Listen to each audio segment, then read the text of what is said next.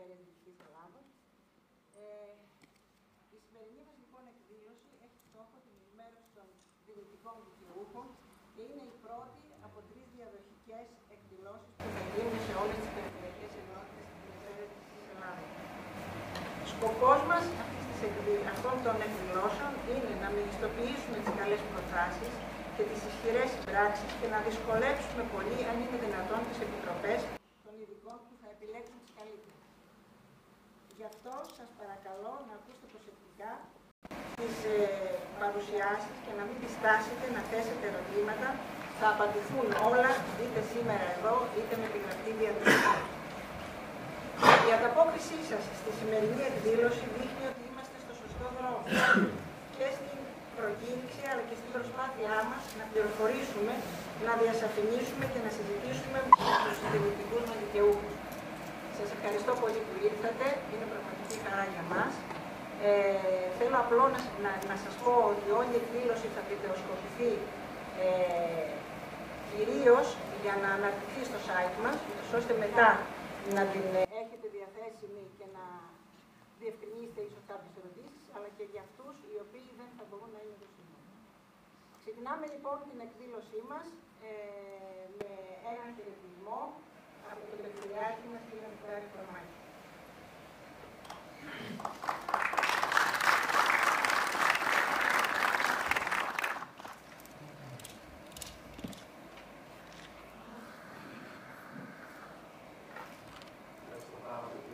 Καλησπέρα σε όλους και πραγματικά χαίρομαι πάρα πολύ για την ανταπόκριση σε αυτή την ενημερωτική εκδήλωση αυτή τη δύσκολη μέρα, ώρα και για τις καιρικές συνθήκες.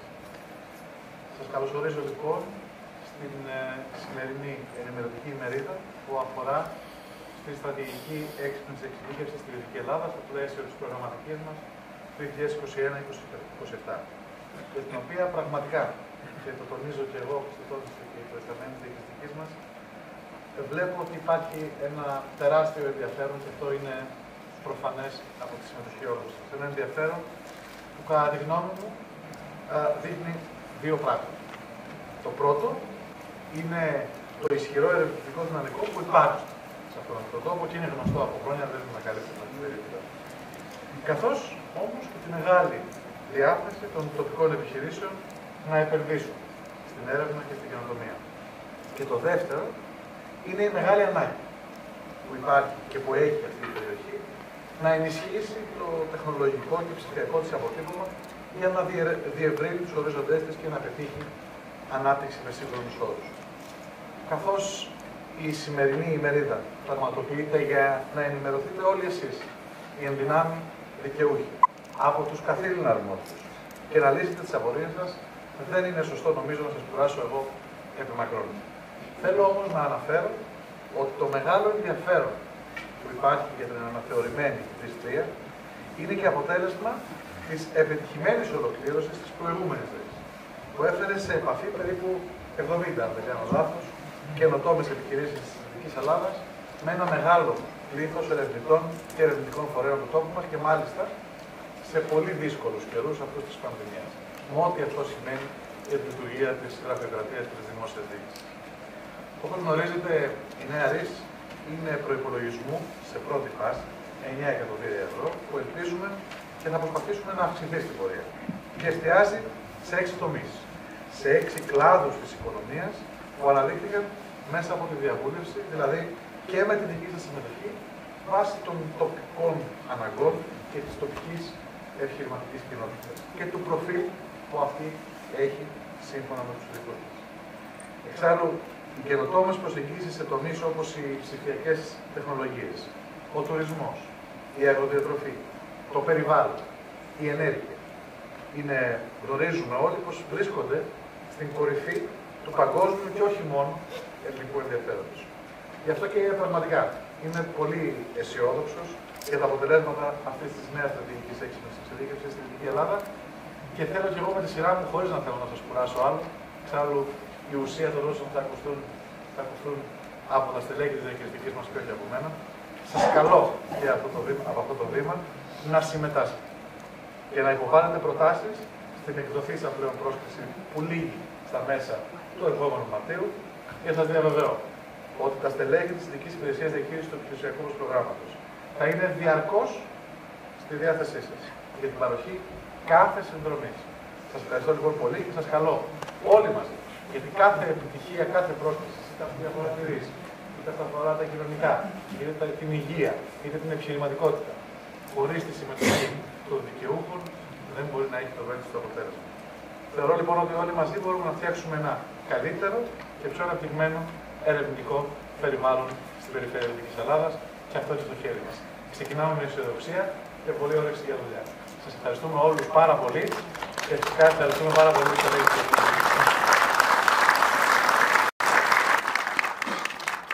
Ευχαριστούμε πολύ, Περιφερειάρχη μας.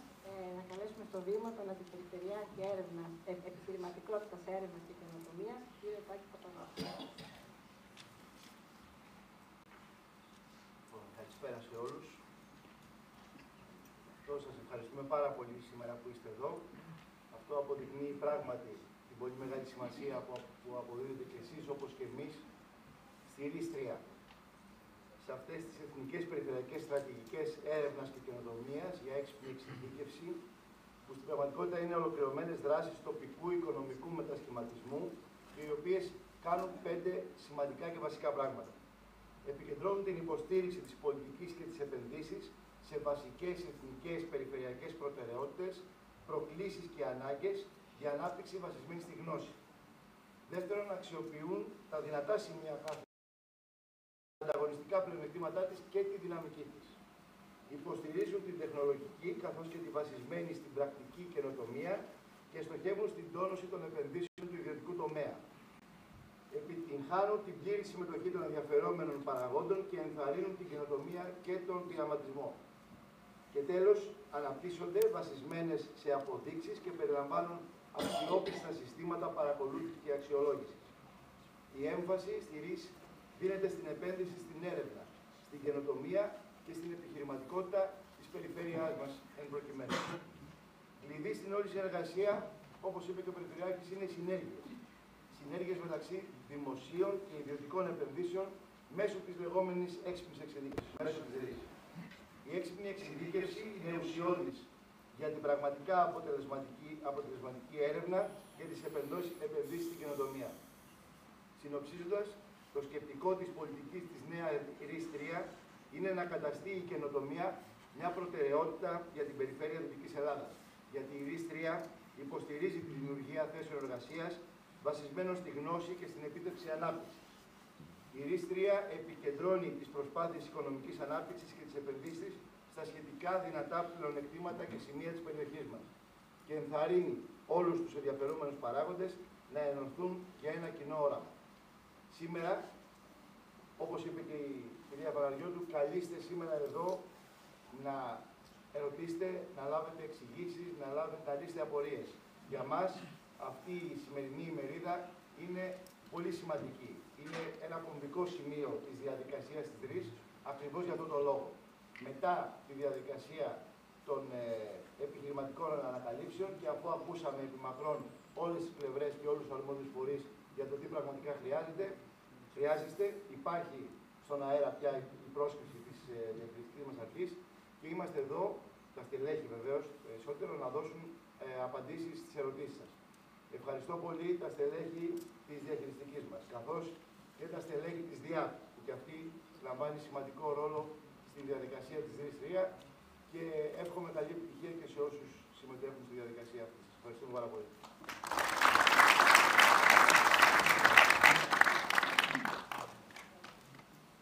Ευχαριστούμε πολύ, κύριε Παπαδόπουλο. Να καλέσουμε στο βήμα τον κύριο Λικούρο Σταυρουλόπουλο, εντεταλμένο Περιφερειακό Σύμβουλο για τη ΡΙΣ.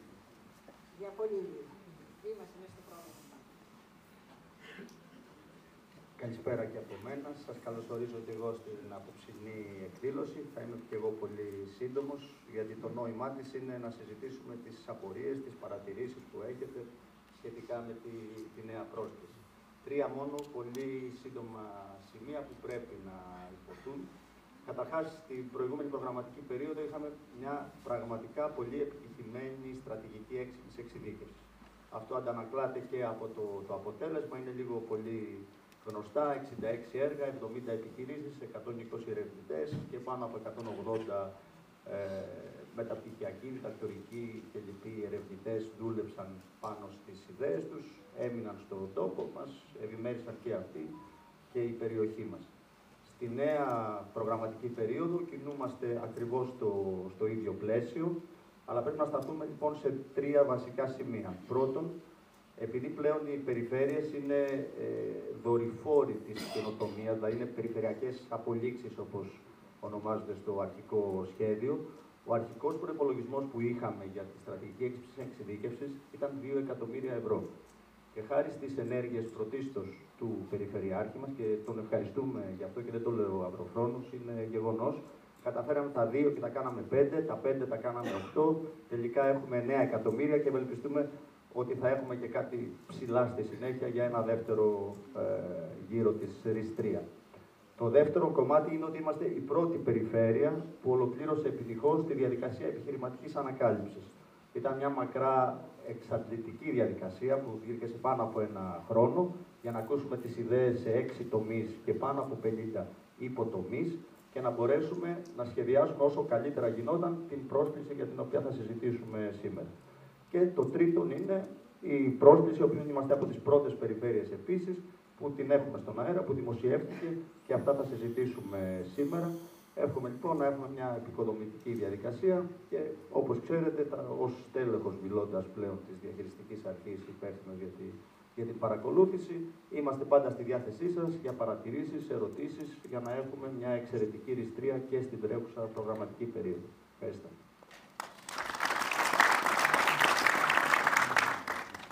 Ευχαριστούμε πολύ, Λικούργο. Και τώρα θα μπούμε στην κυρία Στέρμα. Θα καλέσω στο βήμα τον κύριο Νίκο Θωμόπουλο, είναι προϊστάμενος της μονάδας Α,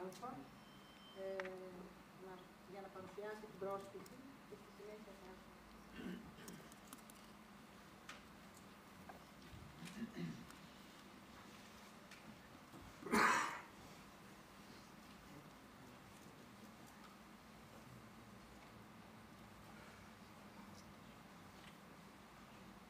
Καλησπέρα σας.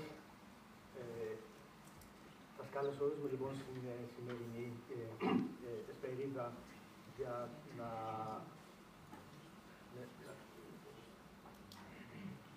Στόχος μου είναι να παρουσιάσω κάποια τα βασικά σημεία της πρόσκλησης όπως έχει δημοσιευθεί στους ιστότοπους της Διαχειριστικής και της Περιφερειακής Ελλάδας, αλλά είμαι πολύ σίγουρος ότι την έχετε ξεκοκαλίσει.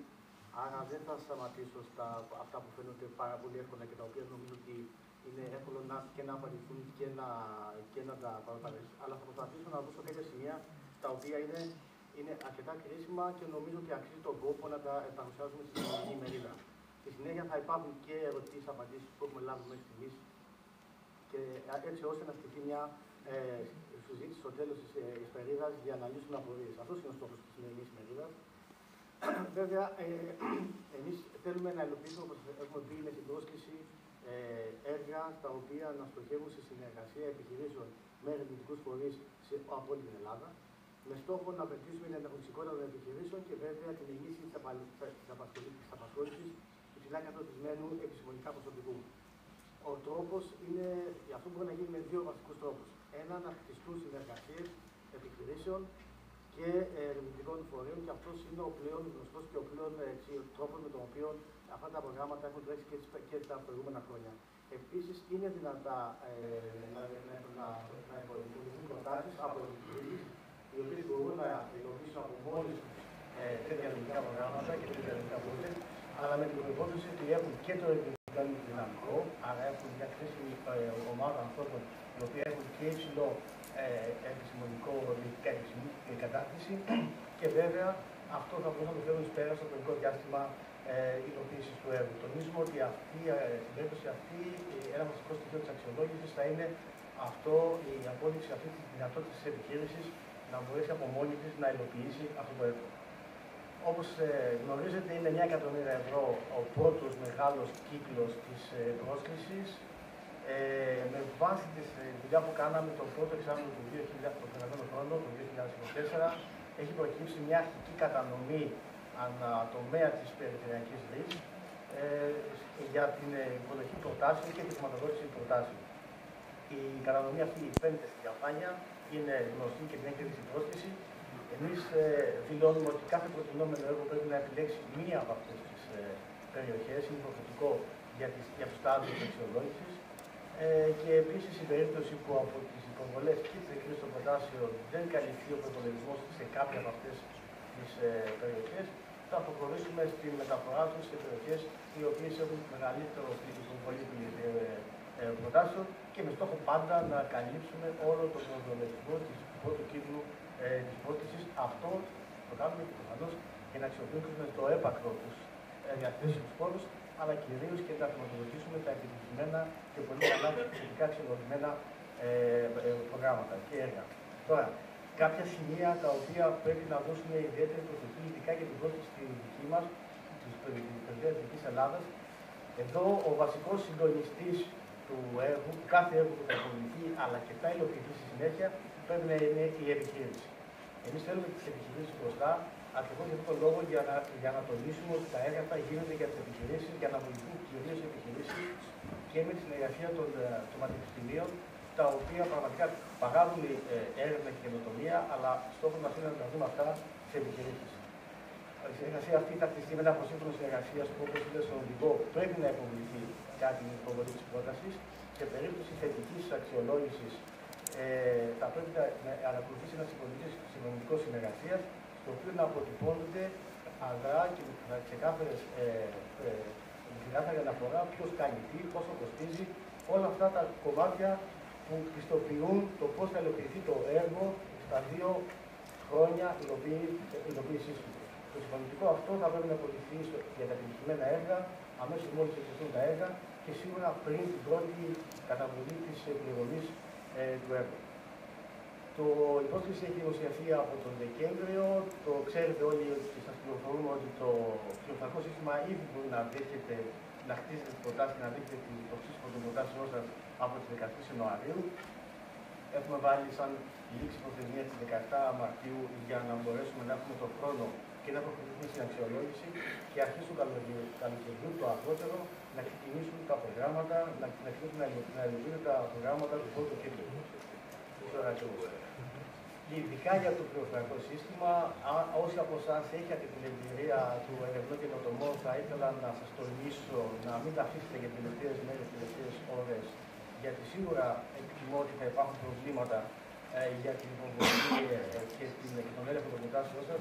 Άρα θα σας πρότεινα να αρχίσετε σιγά σιγά να χτίσετε τις προτάσεις σας μέσα στο πληροφορικό σύστημα, έτσι ώστε να μην βρεθούμε σε δύσκολες καταστάσεις.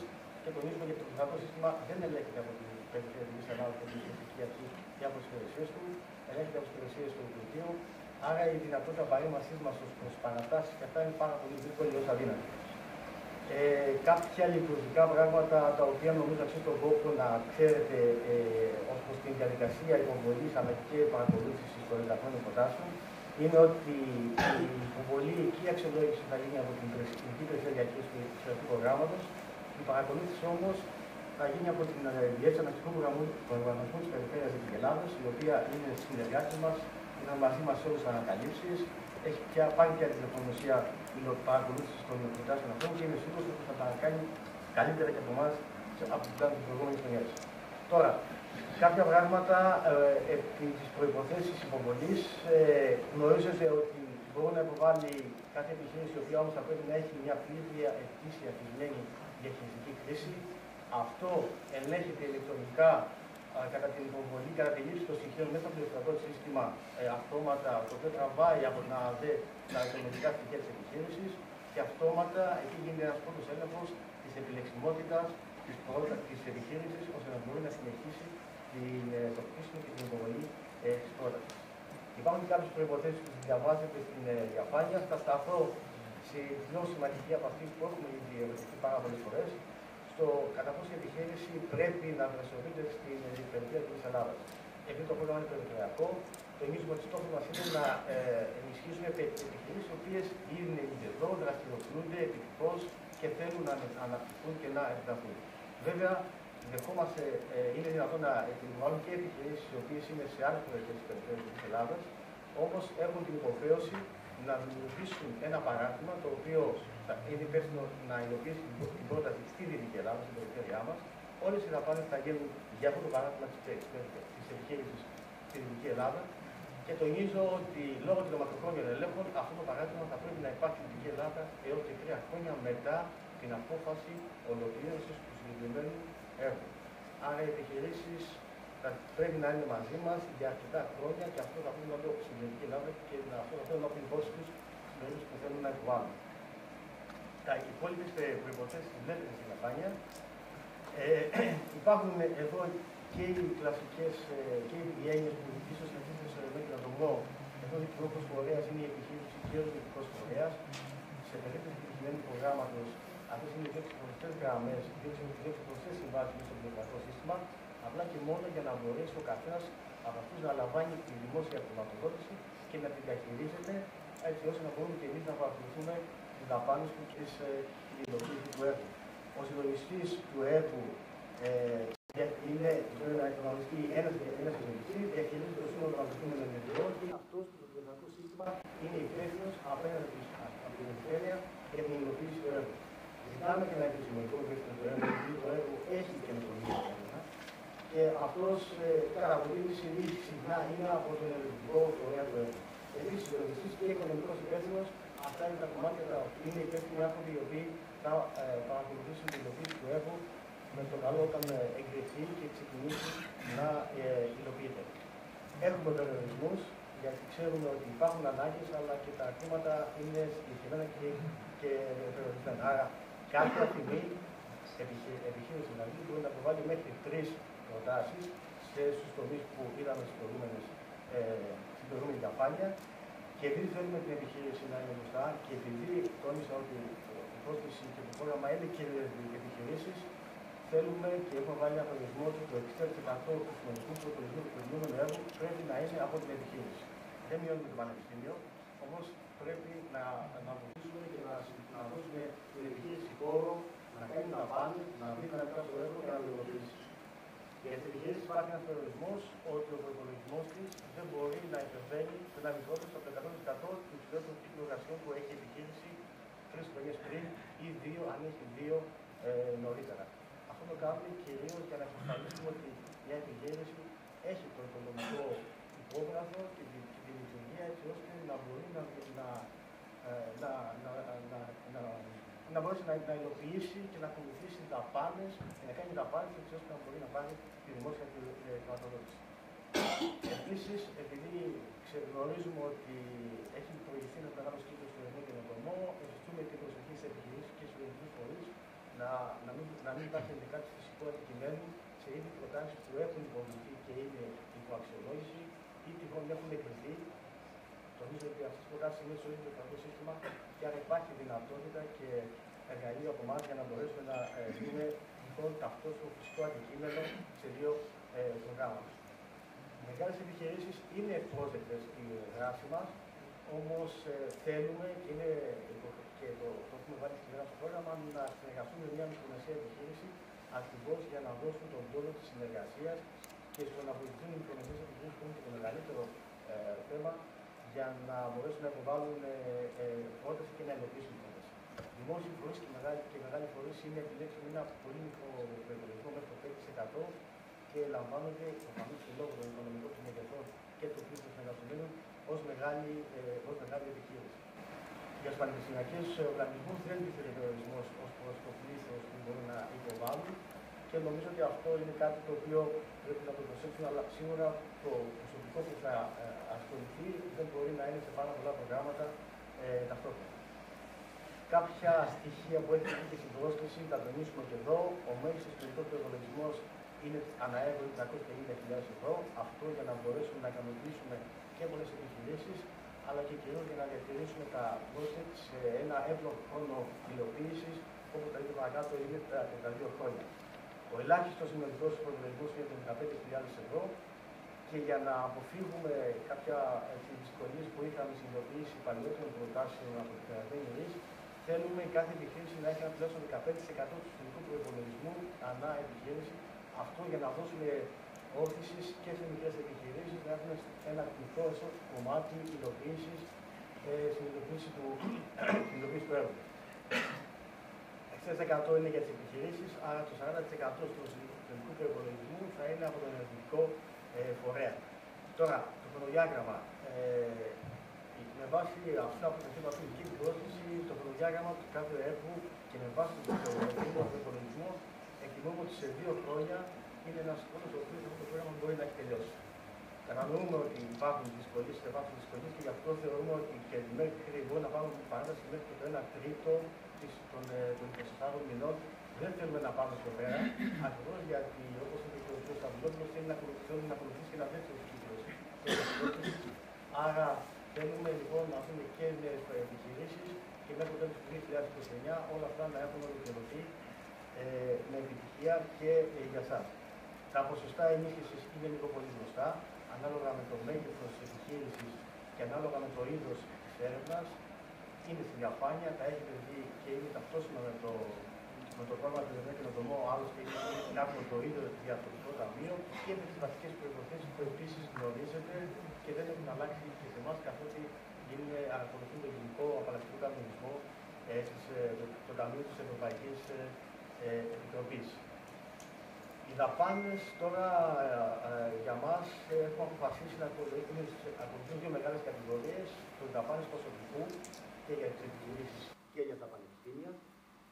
Όπως καταλαβαίνετε, μπορεί να είναι υφιστάμενο ή νέο ερευνητικό προσωπικό που καλύπτει μια ευρεία γκάμα ανθρώπων οι οποίοι καλούνται να υλοποιήσουν τα έργα αυτά και προφανώς είναι ερευνητές, είναι τεχνητοί αλλά και λοιπόν υποστηρικτικό προσωπικό. Οι δαπάνες υπολογίζονται βάσει των συνολικών αποδοχών του προσωπικού και συμπεριλαμβάνουν βέβαια εισφορές και κοινωνικής ασφάλειας και ασφάλισης. Η έναρξη επιλεξιμότητας των δαπανών ξεκινάει από την ημερομηνία υποβολής του αιτήματος χρηματοδότησης. Άρα, όσο νωρίτερα έρθει, τόσο νωρίτερα υποβληθεί στο όψη και η πρόταση, τόσο νωρίτερα θα είναι επιλέξιμες οι δαπάνες σε περίπτωση θετικής αξιολόγησης και ένταξης του έργου. Υπάρχει και το 40% των έμεσων δαπανών, εκεί έχουμε όλα τα υπόλοιπα έργα, δαπάνες, τις οποίες εμείς σαν Διευθυντική Αρχή και σαν Περιφέρεια δεν θα ελέγχουμε, οι οποίες όμως δαπάνες καλύπτουν 4 μεγάλες κατηγορίες έργων δαπανών που χρησιμοποιεί η επιχείρηση του ερευνητικού φορέας, που είναι απόσβεση οργάνων, αποσβέσεις για έρευνα επισυμβάση, γενικά έξοδα και μικρές λειτουργικές δαπάνες που πρέπει να χρησιμοποιηθούν από τους συμμετέχοντες για να υλοποιήσουν το έργο. Τονίζω ότι δεν είναι επιλέξιμες οι δαπάνες για διπλώματα ευρεσιτεχνίας σύμφωνα με τον Ευρωπαϊκό Οργανισμό. Όπως σας είπα, η υποβολή όψη και έχει ξεκινήσει. Υπάρχει ένα εγχειρίδιο μέσα στην πρόσθεση που δίνει αναλυτικές πληροφορίες πώς θα χρησιμοποιήσετε το όψη για να χτίσετε την πρότασή σας. Το έντυπο αυτό είναι αναλυτικό. Για οποιαδήποτε θέμα έχετε πρόβλημα, μπορεί να απευθύνετε σε εμάς ή με mail στο κέντρο του OPS.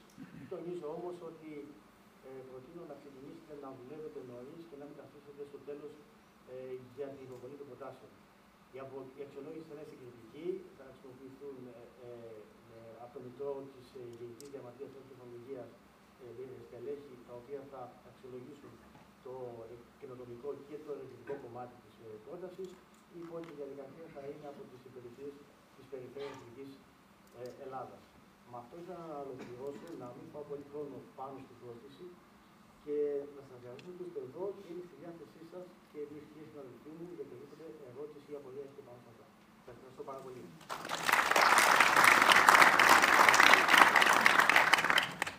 Ευχαριστούμε πολύ τον Νίκο και θα δώσω στη συνέχεια το λόγο στον κύριο Άρη Μαμασούλα. Είναι ο υπεύθυνος της ΡΙΣ στη Διευθυντική Αρχή για να σας δώσει απαντήσεις σε πάρα πολλά ερωτήματα και σε προηγούμενα και σε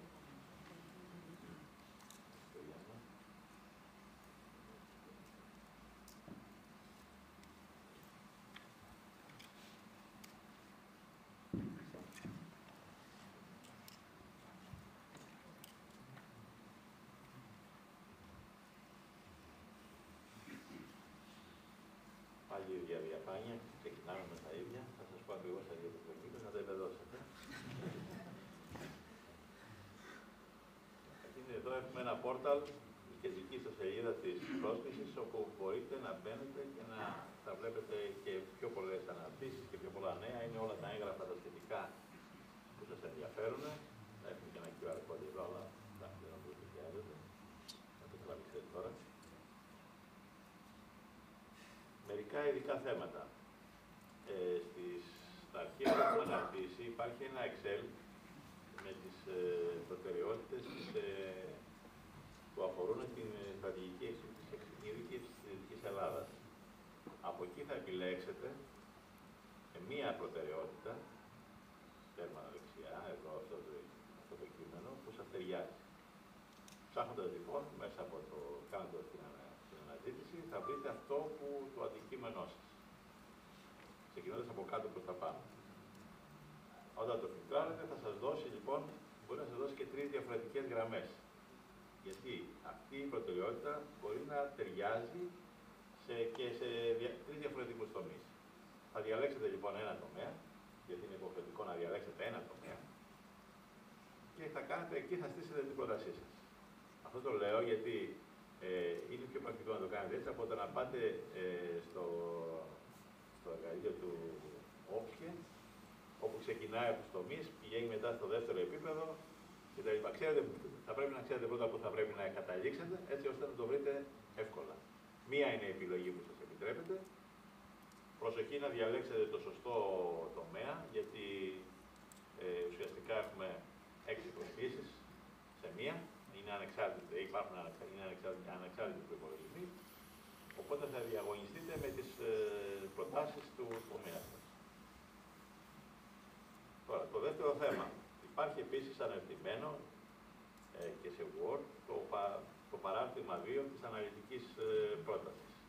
Εκεί είχαμε αρκετές ερωτήσεις και απορίες. Δεν υπάρχει ένα template έτσι δομημένο εντελώς. Υπάρχουν ένα κείμενο, κάποια περιεχόμενα, κάποια κεφάλαια. Εκεί πραγματικά θα πρέπει να απαντήσει η κοινοπραξία και να βοηθήσει και να τεκμηριώσει την βαθμολογία που θα πρέπει να της βάλει ο αξιολογητής.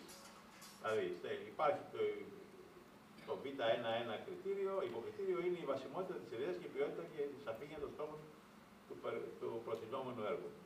Πρέπει να γράψετε και να εξηγήσετε. Γιατί θεωρείτε ότι είναι βιώσιμη η ιδέα, γιατί. Άρα, σε κάποια σημεία, μερικά πράγματα επαναλαμβάνονται. Μπορείτε να τα ξαναγράψετε, μπορείτε να παραπέμψετε στη σελίδα τάδε, τα έχω ξαναπεί, διαβάστε. Θα τη διαβάσει προφανώς ένας άνθρωπος που ξέρει να διαβάζει κείμενα μεγάλα.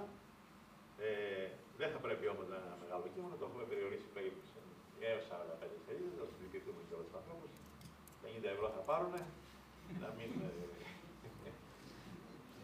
να τους διευκολύνουμε τη δουλειά. Ξέρετε ότι όσο πιο φιλικό είναι το τρόπος που θα γράψετε, θα το πάρετε σαν μαζί σας τον αξιολογητή και μπορεί να σας δώσει και κάτι παραπάνω.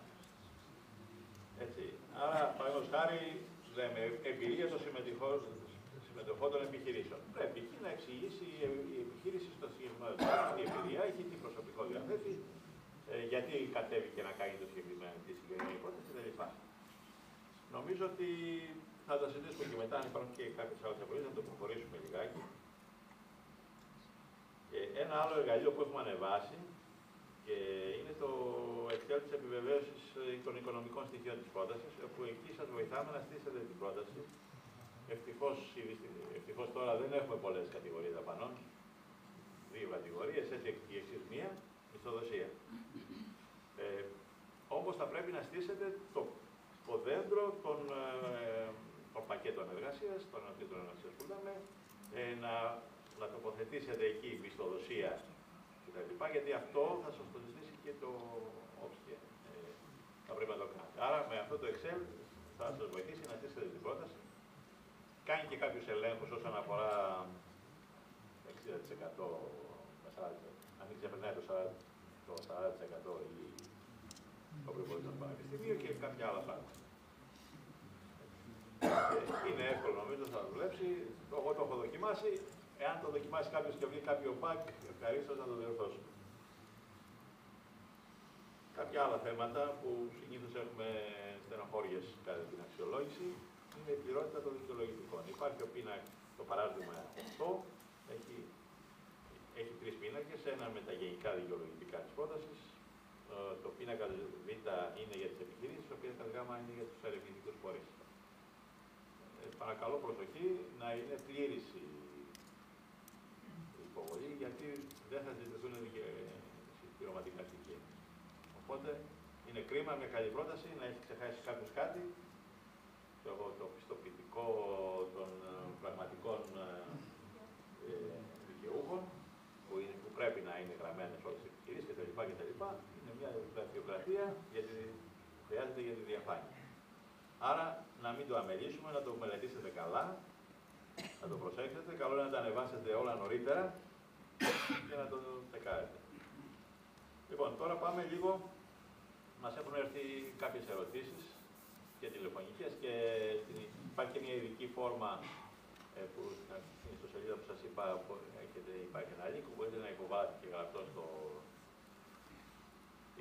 την ερώτησή σας, ώστε είτε να τη συμπεριλάβουμε να σας απαντήσουμε απευθείας βέβαια, αλλά και να τις περιλάβουμε και σε ένα αρχείο συχνών ερωταπαντήσεων, όπως κάνουμε πάντα σε τέτοιες περιπτώσεις. Λοιπόν, ας τις πάμε λίγο να τις διατρέξουμε. Αν υπάρχουν περιορισμοί που πρέπει να ληφθούν υπόψη για τη συνεργασία αυτοτελών επιχειρήσεων. Αν λοιπόν έχουμε πάνω συνεργασία επιχειρήσεων, δηλαδή πάνω από μία επιχειρήση, αυτές πρέπει να είναι τουλάχιστον να έχουν το 15% του συνολικού προϋπολογισμού. Μία επιχείρηση που έχει το 5% δεν έχει ουσιαστική συμμετοχή. Γι' αυτό το λέω. Άλλη ερώτηση είναι αν υπάρχει όριο, πόσες επιχειρήσεις μπορούν να συμμετέχουν. Δεν υπάρχει όριο. Τώρα, βέβαια υπάρχει ένα όριο, διότι πρέπει να είναι έως 15%. Ας πούμε, τώρα στη διάρκεια το 100-15 κάνει. Άρα, στο 15%. Άρα, δεν έχει νόημα εδώ, είναι 350.000 τα έργα. Δεν μπορεί δεν είναι Horizon να έχουμε 20 επιχειρήσεις και να συνεργάζονται. 2, 3 το πολύ. Και πρέπει να εξηγούμε γιατί χρειάζεται να συμμετέχει μια επιχείρηση σε ένα κάτι που πρέπει να προσφέρει. Το ίδιο όριο δεν υπάρχει ούτε για τους ερευνητικούς φορείς. Προφανώς μια επιχείρηση μπορεί να συνεργαστεί με 10 ερευνητικούς φορείς. Λέγοντας. Άμα βγάλει άκρη. Εντάξει, εμείς πιστεύω, επειδή θα είναι ένα κριτήριο αυτό, πώς να το πούμε, το σωστό στήσιμο της κοινοπραξίας να είναι μικρά όσο χρειάζεται για να φέρουν σε πέρας και να φέρει ο καθένας τη γνώση που έχει.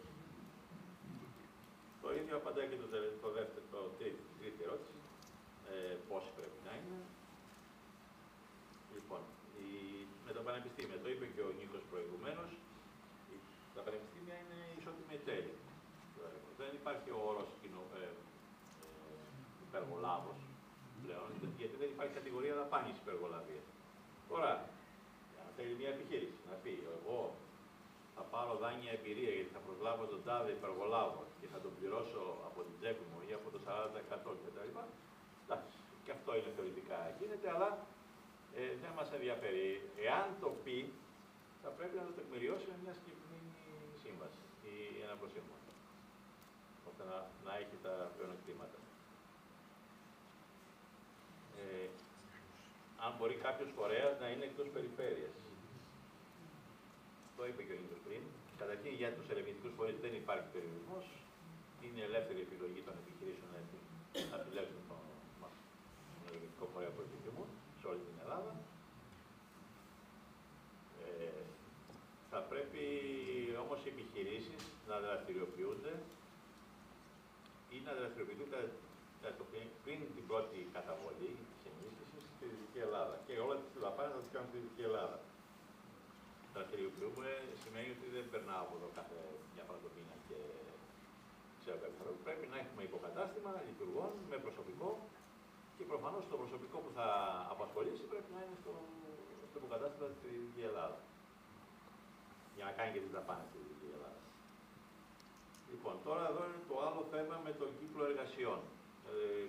ρωτάει κάποια επιχείρηση προφανώς, έχω 70.000, εάν αποκλείεται να κάνει πρόταση γιατί είναι 75.000 το ελάχιστο. Οι 70.000 το περιορισμό αφορά τον προϋπολογισμό της επιχείρησης και όχι το συνολικό προϋπολογισμό του έργου. Άρα μπορεί να έρθουν 2-3 επιχειρήσεις και να προσθεθούν και να ξεπεραστεί το ελάχιστο κατόφλι. Και προφανώς προστίθεται και το προϋπολογισμό του ερευνητικού φορέα. Άρα δεν νομίζω ότι οι 75.000 είναι κάτι απαγορευτικό. Δύσκολο είναι για κάποιες μικρές επιχειρήσεις, νέες επιχειρήσεις, οι οποίες δεν έχουν κύκλο εργασιών. Εμείς καταφέραμε και βάλαμε μια εξαίρεση, δεν την είπα γενικώς, βάλαμε μια εξαίρεση για τη spin-off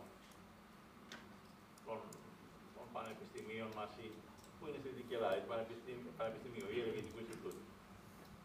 Να μην έχουν τέτοια, να μπορούν να συμμετέχουν με ελεύθερο προϋπολογισμό, σαν να είχαν πολύ μεγάλο τζίρο. Επίσης και για τις εταιρείες που είναι στο μητρό του Enterprise, για τις που είναι πιστοποιημένες. Βέβαια, αυτές που είναι στο Enterprise νομίζω ότι έχουν και τζίρους, οπότε δεν θα έχουν πρόβλημα. Πάντως, κάναμε μια προσπάθεια ώστε να δώσουμε τη δυνατότητα και σε νεαρές επιχειρήσεις που δεν έχουν τους τζίρους να κάνουν το έργο όπως πρέπει. Συγκεκριμένα μας ρωτήθηκε, θα το δούμε και παρακάτω, αν ο μητρικός ερευνητικός φορέας μπορεί να συμμετέχει με την spin-off. Μπορεί. Δεν προβλέπεται κάποιος περιορισμός. Μας βάλετε ιδέες τώρα, αλλά το βάλαμε. Δεν το παίρνουμε πίσω. Στην επόμενη πρόσκληση θα δούμε τι κάνουμε. Οι προτάσεις θα είναι στα ελληνικά. Τώρα, οι αυτόματοι με translator κάνουν δουλίτσα, άρα σε κάποια κείμενα που θα πρέπει να... μικρά κείμενα, έτσι, θα πρέπει να μεταφραστούν. Δυστυχώς δεν τα δεχόμαστε στα αγγλικά, δεν είναι ακόμα επίσημη γλώσσα της Ελλάδας. Αν μπορούν να έχουν πολλαπλές προτεραιότητες, δεν μπορούν, επιλέγεται μόνο μία προτεραιότητα και συγκεκριμένο τομέα, όπως είπα προηγουμένως. Τώρα, σχετικά με το συμφωνητικό συνεργασίας, αν είναι υποχρεωτικό ή όχι, και αν υπάρχει υπόδειγμα, είναι υποχρεωτικό εφόσον προβλέπεται συνεργατικό σχήμα. Τώρα, υπόδειγμα δεν υπάρχει, υποχρεωτικό υπόδειγμα. Έχει ανεβεί ένα υπόδειγμα που ήταν και στο ερευνητικό ατομό. Καλύπτει πάρα πολλά θέματα. Εγώ πιστεύω ότι θα πρέπει να συμφωνηθούν από τις επιχειρήσεις και τα ερευνητικά instituta τα θέματα διανοητικής ιδιοκτησίας και τι θα κάνει ο καθένας και τι θα γίνει στο τέλος. Αυτά πρέπει να τα έχουμε προσυμφωνήσει. Πρέπει να υπάρχει το σύμφωνο, να έχει υπογραφεί κανονικά από τους νόμιμους εκπροσώπους για να πούμε ότι υπάρχει μια σωστή συμφωνία. Δεν σημαίνει ότι πρέπει να μας τα εξηγήσουν όλα και όλα τα μυστικά. Άμα έχουν και άλλα συμφωνήσει σε δεύτερα, είναι δικό τους θέμα. Ανάλογα πώς ο κάθε φορέας πώς θα το χειριστεί. Αλλά σίγουρα πρέπει να υπάρχει ένα συμφωνητικό. Αυτά που γινόταν στο απότατο παρελθόν, βέβαια, που κάποιοι υποβάλλαν προτάσεις και δεν το ήξερε ο ιδιοκτήτης της επιχείρησης ή ο πρίτανης, εντάξει, αυτά δεν μπορούν να γίνουν δεκτά πλέον. Για τις τεχνογλαστούς είπαμε και για τον ανέφερε τον ίδιο ερευνητικό τομέα. Μέσα στην πρόταση, στο κείμενο υπάρχουν οι όροι επενδυτικό σχέδιο, ερευνητικό έργο, ερευνητική πρόταση, δεν ξέρω και τι άλλο. Όλα εννοείται το ίδιο, έτσι. Εάν θα πρέπει να συμπεριληφθούν ξεχωριστές ενότητες για τη διαχείριση και τη διάχυση των αποτελεσμάτων. Εάν νομίζει η κοινοπραξία ότι πρέπει να δώσει σημασία στη διάχυση των αποτελεσμάτων ή είναι το έργο τόσο περίπλοκο που πρέπει να βάλει και έναν project manager και να τον πληρώνει, και επίσης και τον αξιολογητή, okay. Εμείς δεν το απογορεύουμε, ούτε λέμε όμως είναι και θέμα μεγέθους του έργου, δηλαδή κάποια στιγμή ίσως δεν χρειάζεται. Έτσι. Έχουμε και το 40% που είναι για αυτές τις δουλειές. Καλό θα είναι να φαίνεται η ερευνητική ομάδα να είναι οι καθ' αυτού ερευνητές.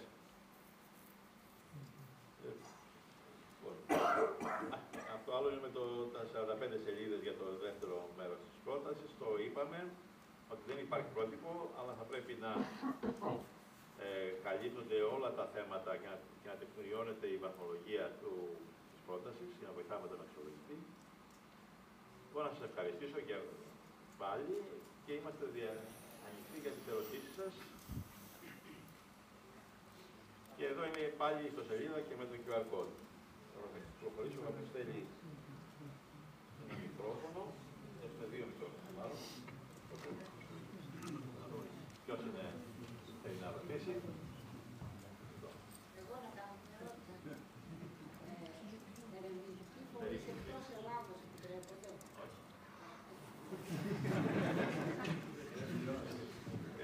Τώρα δεν έχουν προλάβει τα ιδιωτικά πανεπιστήμια να κάνουν, να πιάσουν το δουλειά, αλλά προς το παρόν όχι. Το ίδιο πνεύμα, γιατί μπλέχτηκα λίγο, τι σημαίνει ερευνητικός φορέας? Είναι κατά ανάγκη δημόσιος ερευνητικός φορέας ή υπάρχουν και ιδιωτικοί ερευνητικοί φορείς που έχουν συγκεκριμένο κάτω? Οι ιδιωτικοί ερευνητικοί φορείς είναι επιχειρήσεις. Μπορούν λοιπόν, Κατά το ελληνικό μπορεί κράτο. λοιπόν η επιχείρηση να συνεργαστεί με ένα τέτοιο είδους ερευνητική επιχείρηση εντός εισαγωγικών? Ναι, στη Δυτική Ελλάδα. Και οι δύο να έχουν έδρα στη Δυτική Ναι. Ελλάδα. Όποιος χρηματοδοτηθεί και όποια επιχείρηση χρηματοδοτείται, Αυτή θα είναι η πρώτη επιχείρηση και δεύτερο θα είναι ένας ιδιωτικός ερευνητικός Ερευνητικός. φορέας της ελληνικής επικράτειας και όχι στη Δυτική Ελλάδα. όχι στη Δυτική. Αν δεν γίνει στη Δυτική Ελλάδα, δεν μπορεί να σου πληρώσει. Μάλιστα.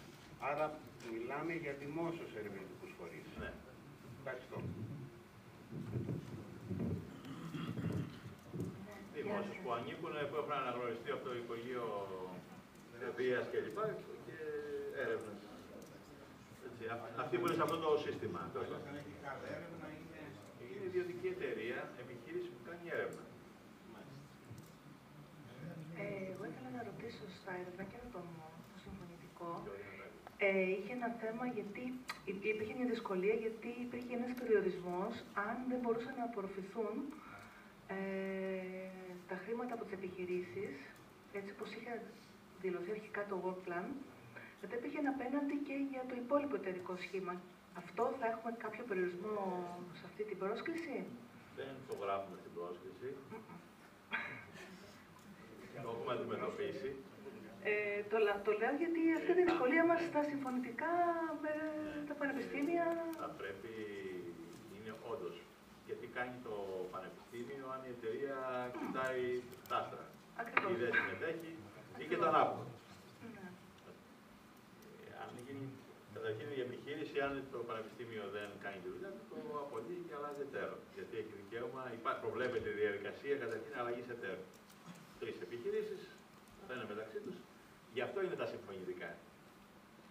Έτσι. Πρέπει να προβλέπουν τέτοιες περιπτώσεις και να λύνουν φιλικά τα προβλήματα. Άρα το 60-40 που μας λέτε, Το μπορεί να είναι 60-40 ακριβώς, έτσι δεν Τώρα, υπάρχει? άμα μείνει μόνο το πανεπιστήμιο και κάνει το ερευνητικό κομμάτι και δεν υπάρχει εταιρεία, χάνει το νόημα η πρόταση. Ναι, το έργο. σαφώς, αλλά θέλαμε γιατί να ξέρετε μην υπάρχουν φτάσουμε. εταιρείες που δεν έχουν και πολύ καλή εμπειρία με προτάσεις. Για να βρείτε εταιρείες που έχουν εταιρεία πρόταση. Οκ. Και είναι αξιόπιστη εταιρεία. Δηλαδή, Και τι να σας κάτι πω, άλλο. θα πάμε κάπου που δεν μπορούμε να συνεργαστούμε και απριόρι. Όχι, εγώ απλά ρωτάω αν υπάρχει κάποιος περιορισμός από την πρόσκληση. Αυτό. Δεν είναι υποχρεωτικό να το γράψετε στο συμφωνητικό, αλλά είναι ένα από τα θέματα που θα πρέπει να αντιμετωπιστούν σαν κοινοπραξία πώς αλλάζει εταίρος σε μια κοινοπραξία. Έχει διαδικασία, βαριά αλλά. Να τονίσουμε ότι αυτό το αντιμετωπίσαμε και παλαιότερα στο προηγούμενο δις. Μια-δυο τέτοιες περιπτώσεις. Επιτυχώς καταφέραμε και αλλάξαμε το ποσό του και το έργο τελικά ολοκληρώθηκε. Άρα λαμβάνετε υπόψη στην αξιολόγηση. Το συμφωνητικό λέω.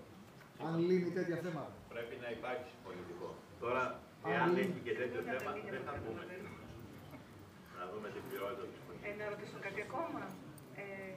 Υπάρχει δυνατότητα στο εταιρικό σχήμα να υπάρχει εταίρος που να μην έχει budget, απλά να είναι για παράδειγμα end user, να έχουμε έναν ιδιαίτερο εσωτερικό σχήμα, χωρίς προϋπολογισμό. Όπως είναι χρήστες των αποτελεσμάτων. Δεν υπάρχει ίσα-ίσα.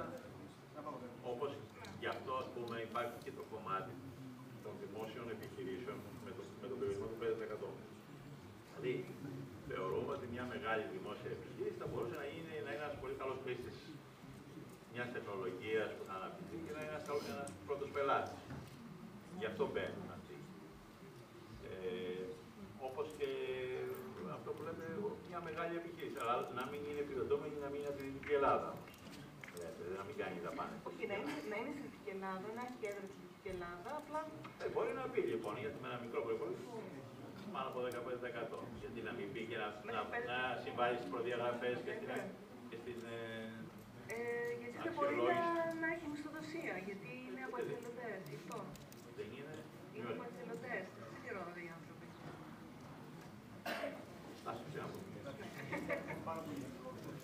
Ναι, είναι πάρα πολύ ειδικό. Και τέλος, μια τελευταία ερώτηση. Όταν λέτε δεν υπάρχει template, δηλαδή μπορούμε να χρησιμοποιήσουμε οποιαδήποτε γραμματοσυρά.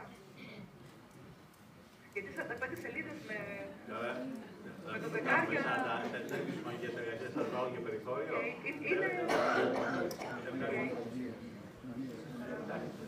Ωραία, μπορούμε. Ευχαριστώ πολύ. Δεν θα το κάνουμε έτσι, δεν το πάμε. Αν επιγνωγραμμένα...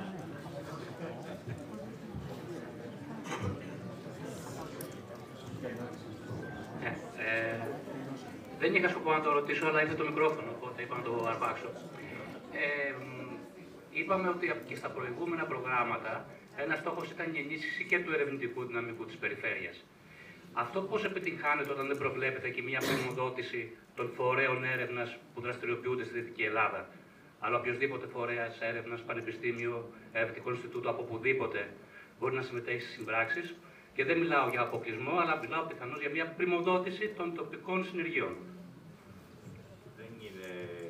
Δεν επιτρέπεται δυστυχώς να κάνουν οι προμοδοτήσεις, όπως και στην αρχή προσπαθήσαμε να πούμε ότι είναι μόνο για τις υφιστάμενες επιχειρήσεις στη Δυτική Ελλάδα. Δεν έγινε δεκτό. Αποδείχθηκε και στη διαδικασία συγκρότησης της πρόσθεσης αυτοί οι περιορισμοί, γιατί δεν συνάδουν με τους ευρωπαϊκούς κανονισμούς. Έχουμε συγκεκριμένους κανονισμούς που δεν μπορούμε να συναντήσουμε. Το μόνο σας ανταγωνιστικό πλεονέκτημα είναι ότι είστε κοντύτερα και πιο κοντά στις ανάγκες των τοπικών επιχειρήσεων. Και πιθανώς έχετε. Αυτό τώρα μένει να αποδειχθεί. Εντάξει, δεν έχουμε δει και επιχειρήσεις που έρχονται από... Μπορεί να έρθει από την άλλη άκρη της Ελλάδας, να φτιάξει υποκατάστημα, αλλά υποχρεώται εδώ να χαλάσει τα λεφτά εδώ και τουλάχιστον γύρω σε κοινή. Αλλά οι ερευνητικοί φορείς δεν υποχρεούνται να τα χαλάσουν. Και να μείνει εδώ και για 3 χρόνια μετά τη λήξη. Άρα, δηλαδή, μακάρι να φέρουν ένα ερευνητικό κέντρο μιας επιχείρησης καινοτόμου και να είναι ο λόγος αυτή να εγκατασταθεί στην περιοχή. Ευταίο. Δεν μπορώ να σας αποκλείσω. Όπως και αν η γνώση είναι, δεν το ξέρει κανένας το αντικείμενο. Για το να μην ασχοληθείς. Δεν μπορώ να το αποκλείσω. Να πω λίγο με την επόμενη ερώτηση στατιστική, γιατί νομίζω ότι βοηθάνε λίγο τα νούμερα της προηγούμενης προγραμματικής περίοδου. Είχαμε ακριβώς το ίδιο στάτους, γιατί οι κανονισμοί είναι ήδη. Από τα 70 έργα νομίζω που είχαμε, ήταν από ερευνητικοί φορείς από εκτός της Δυτικής Ελλάδας, ήταν άλλοι 4. Δηλαδή συγκεκριμένα Μεσόβιο, Θράκη και να θυμάμαι καλά και από τη Δυτική Κατερίνια. Άρα, παρόλο που έχουν δυνατότητα να συμμετέχουν, νομίζω ότι, όπως είπε και ο Άρης, είστε πιο κοντά στην τοπική κοινότητα και νομίζω έχετε πολλά θέματα. Ναι, έχω κι άλλο μικρόφωνο, αν θέλει από εδώ.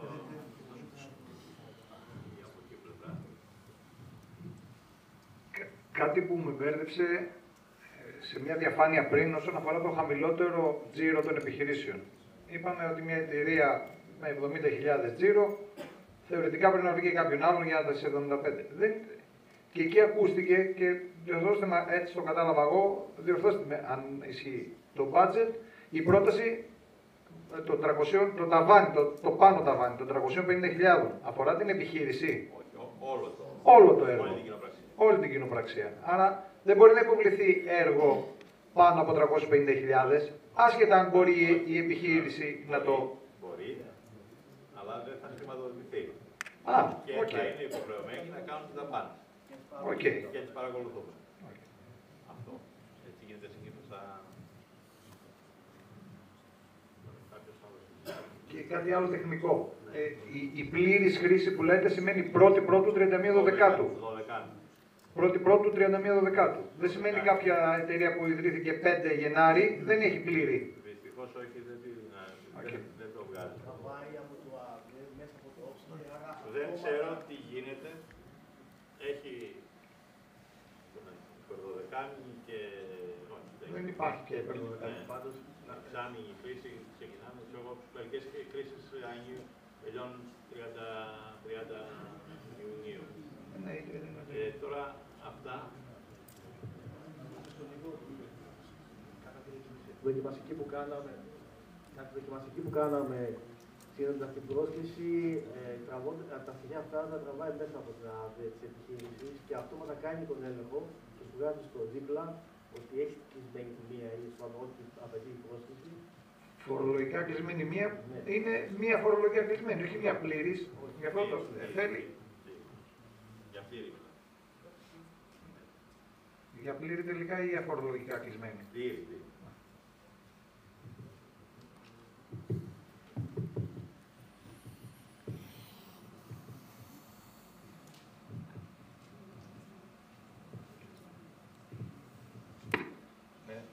Καταρχήν ευχαριστώ για την εκδήλωση, την πολύ ωραία εκδήλωση και τις πληροφορίες που μας έχετε δώσει για την συγκεκριμένη πρόσκληση. Θέλω να ρωτήσω να μας δώσετε περισσότερες πληροφορίες για την αξιολόγηση, η οποία κατανοώ ότι θα γίνει σε 2 φάσεις.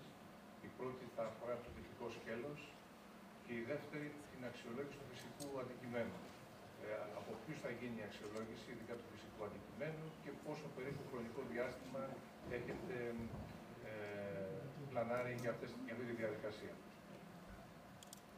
Κοιτάξτε, τα δικαιολογητικά και όλα αυτά και η ποιότητα των δικαιολογητικών θα γίνουν από την Επιτροπή Αξιολόγησης, θα είναι η τριμελής ή πενταμελής, που θα ασχοληθεί με να δει την ποιότητα των δικαιολογητικών, η οποία μετά η Επιτροπή θα, ας το πούμε, προσλάβει εμπειρογνώμενες από το Μητρό Αξιολογητών της ΔΕΙΕΚ, που θα είναι σχετική με το αντικείμενο. Σκεφτόμαστε, μάλλον αυτό που θα κάνουμε θα είναι 2 ανεξάρτητοι αξιολογητές, οι οποίοι θα προκύψουν και μέσα από πλήρωση. Δεν θα γνωρίζονται μεταξύ τους, δεν θα ξέρουν τι αξιολογούν. Αν συμφωνούν, έχει καλώς. Αν δεν συμφωνούν, ή θα συμφωνήσουν στο τέλος, θα συζητήσουν την βαθμολογία που θα βάλουμε ή θα απευθυνθούμε σε τρίτο. Αυτή θα είναι η διαδικασία. Δεν την έχουμε γράψει μέσα στην πρόσκληση. Θα βγει με την απόφαση της Επιτροπής Αξιολόγησης, όλα αυτά θα γραφτούν. Η προηγούμενη μας εμπειρία ήταν, πρακτική ήταν ότι είναι δεσμευτική η βαθμολογία που μπαίνει από τους εμπειρογνώμονες, οπότε δεν... Ναι,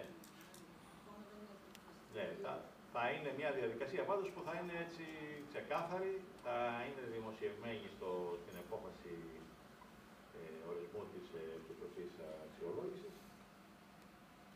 Αυτό σκεφτόμαστε να κάνουμε. Έχουμε την εμπειρία που είχαμε κάνει το παγκόσμιο ρεκόρ αξιολόγησης σε ταχύτητα το 2019, που έπρεπε να τελειώσουμε το Δεκέμβριο. Τα είχαμε καταφέρει μέσα σε 2 μήνες. Άρα είναι το ανάλογα τώρα βέβαια και τις προτάσεις που θα έχουμε. Τώρα αν έχουμε πάρα πολλές προτάσεις που φαίνεται ότι θα έχουμε, θα χρειαστούμε παραπάνω χρόνο. Πάντως όχι όσο το έρευνο και όσο μόνο. Όσο λίγο ότι αυτά τα λεγόμενα του Άρη έχουμε ένα άγχος γιατί η αξιολόγηση δική μας φαίνεται ότι θα θέσει χρονικά συμπίπτει με τον Ευρωβουλευτικό. Το Μητρό της ΔΕΙΕΚ είναι στο πεγασμένο, αλλά νομίζουμε ότι θα βρούμε ένα γρήγορο τρόπο να ολοκληρώσουμε. Στόχος μας είναι να πάμε στο άλλο πιο γρήγορα, γιατί σας είπα θέλουμε καλοκαίρι να αρχίσουν να βγαίνουν αποφάσεις. θα είναι από τη Δυτική Ελλάδα, έτσι θα είναι εκτός της Δυτικής Ελλάδας και το τυπικό θα υπογράφουν και δεν έχουν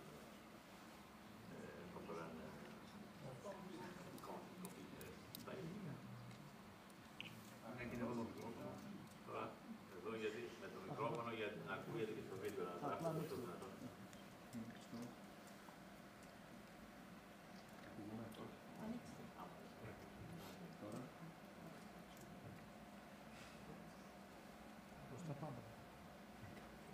Τώρα με λοιπόν, καλησπέρα. Δύο ερωτήσεις. Για την ορθή υποβολή της πρότασης πρέπει, σύμφωνα με την πλατφόρμα του OPSCE, να υπάρχει συμφωνητικό συνεργασίας. Σύμφωνα όμως με τα λεγόμενά σας, γιατί δεν ξέρουμε αν θα αξιολογηθεί επιτυχώς η πρόταση, πρέπει να βάλετε να υπάρχει προσύμφωνο συνεργασίας. Άρα στο OPSCE τι βάζουμε, το συμφωνητικό συνεργασίας ή το προσύμφωνο? Συμφωνητικό ή προσύμφωνο. Εντάξει, προσύμφωνο συμφωνητικό σημαίνει υπάρχει και ο όρος. Αν δεν επιτύχει η πρόταση, δεν έχει ισχύ. Γιατί μετά, όπως είπατε, υπάρχει το παράρτημα με τα δικαιολογητικά. Αν έχω υποβάλει προσύμφωνο συνεργασίας και η πρόταση είναι επιτυχώς, μετά κάπως πρέπει να δώσω το συμφωνητικό συνεργασίας. Πώς θα το κάνω αυτό εκτός της πλατφόρμας OPSCE? Θα το στείλετε, να το κοινοποιήσετε. Και έχω και μια δεύτερη ερώτηση, που είπατε ότι οι δαπάνες πρέπει να γίνουν στην περιφέρεια Δυτικής Ελλάδας. Παράδειγμα, κάποια αναλώσιμα ή κάποιος εξοπλισμός, ο οποίος δεν υπάρχει κάποια επιχείρηση στη Δυτική Ελλάδα. Ας πούμε ότι είναι στην Αττική. Τι κάνουμε σε αυτή την περίπτωση? Επιχείρηση που δεν είναι στη Δυτική Ελλάδα και δεν έχει έδρα στη Δυτική Ελλάδα και παράρτημα στη Δυτική Ελλάδα και εργαζόμενος όχι, άλλη μια να αγοράσει. Ναι, θέλω να αγοράσω παράδειγμα στο πρόγραμμα, θέλω να αγοράσω ένα εξοπλισμό. Δεν ελέγχεται. Όμως είπατε ότι οι δαπάνες πρέπει να γίνουν στη Δυτική Ελλάδα. Δαπάνες μισθοδοσία στη Δυτική Ελλάδα. Οκ, ευχαριστώ πολύ. Το 40% είναι γενικές δαπάνες. Θα πάτε ένα ταξίδι σε μια έκθεση.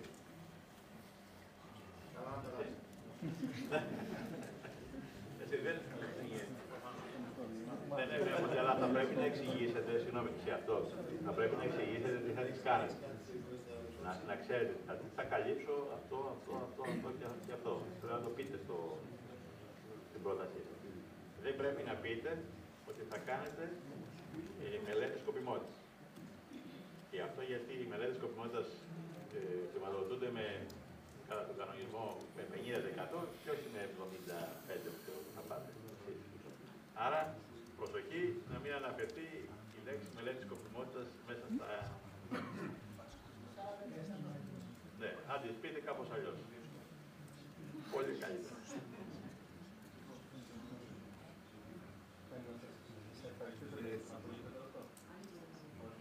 Λοιπόν, και στο OPSCE και στην πρόσκληση υπάρχουν δύο διακριτοί ρόλοι προσώπων. Αυτό του συντονιστή, ο οποίος προέρχεται υποχρεωτικά από το συντονιστή φορέα για την επιχείρηση, και ο ρόλος του επιστημονικού υπευθύνου.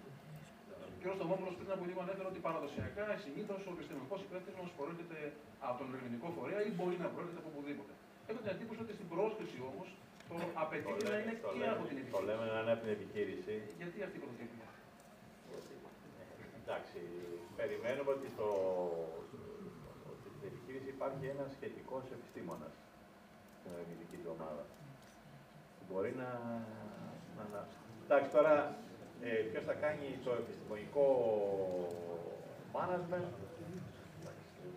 Είναι πάντως πρωτοτυπία. Πρωτοτυπία. Οι επιστήμονες είναι όλοι που έχουν βγάλει τα πανεπιστήμια. Δεν χρειάζεται να έχουμε διδακτορικό. Εμείς τι θέλουμε? Θέλουμε να δώσουμε βαρύτητα στις επιχειρήσεις. Αυτή είναι η φιλοσοφία. Να συμμετέχουν ενεργά και να ξέρουν το φυσικό αντικείμενο και γιατί γίνεται και να το ελέγχουν και να το πάρουν μετά να το αξιοποιήσουν. Τώρα πρέπει να δουλεύει. Να σας ευχαριστήσω και εγώ για την σημερινή ενημέρωση, πολύ κατατοπιστική. Έχω κάποιες ερωτήσεις σχετικά με την αξιολόγηση. Κατανοώ ότι η διαδικασία αξιολόγηση δεν είναι ακόμη ξεκάθαρη, θα μας ενημερώσετε σχετικά, αλλά τα κριτήρια αξιολόγηση των προτάσεων, αν μπορείτε να μας δώσετε κάποια στοιχεία για τη βαρύτητα που παίρνει κάθε σκέλος. Και συγκεκριμένα θέλω να ρωτήσω για την έρευνα και καινοτομία. Για παράδειγμα, είπατε στόχος είναι αυτή τη δράση ενίσχυση των επιχειρήσεων. Κριτήριο λοιπόν αξιολόγησης είναι πώς μια επιχείρηση ή μια κοινοπραξία επιχειρήσεων θα γίνουν πιο ανταγωνιστικές και βιώσιμες. ή και πώς θα παραχθούν αποτελέσματα ερευνητικά αιχμής. Και το ρωτάω αυτό γιατί στο πλαίσιο της πρότασης μπορεί να αναφερθούν, για παράδειγμα, σαν παραδοτέα δημοσιεύσεις σε επιστημονικά περιοδικά ή κάποιες άλλες δράσεις που ενισχύουν την ανταγωνιστικότητα των επιχειρήσεων της Δυτικής Ελλάδας.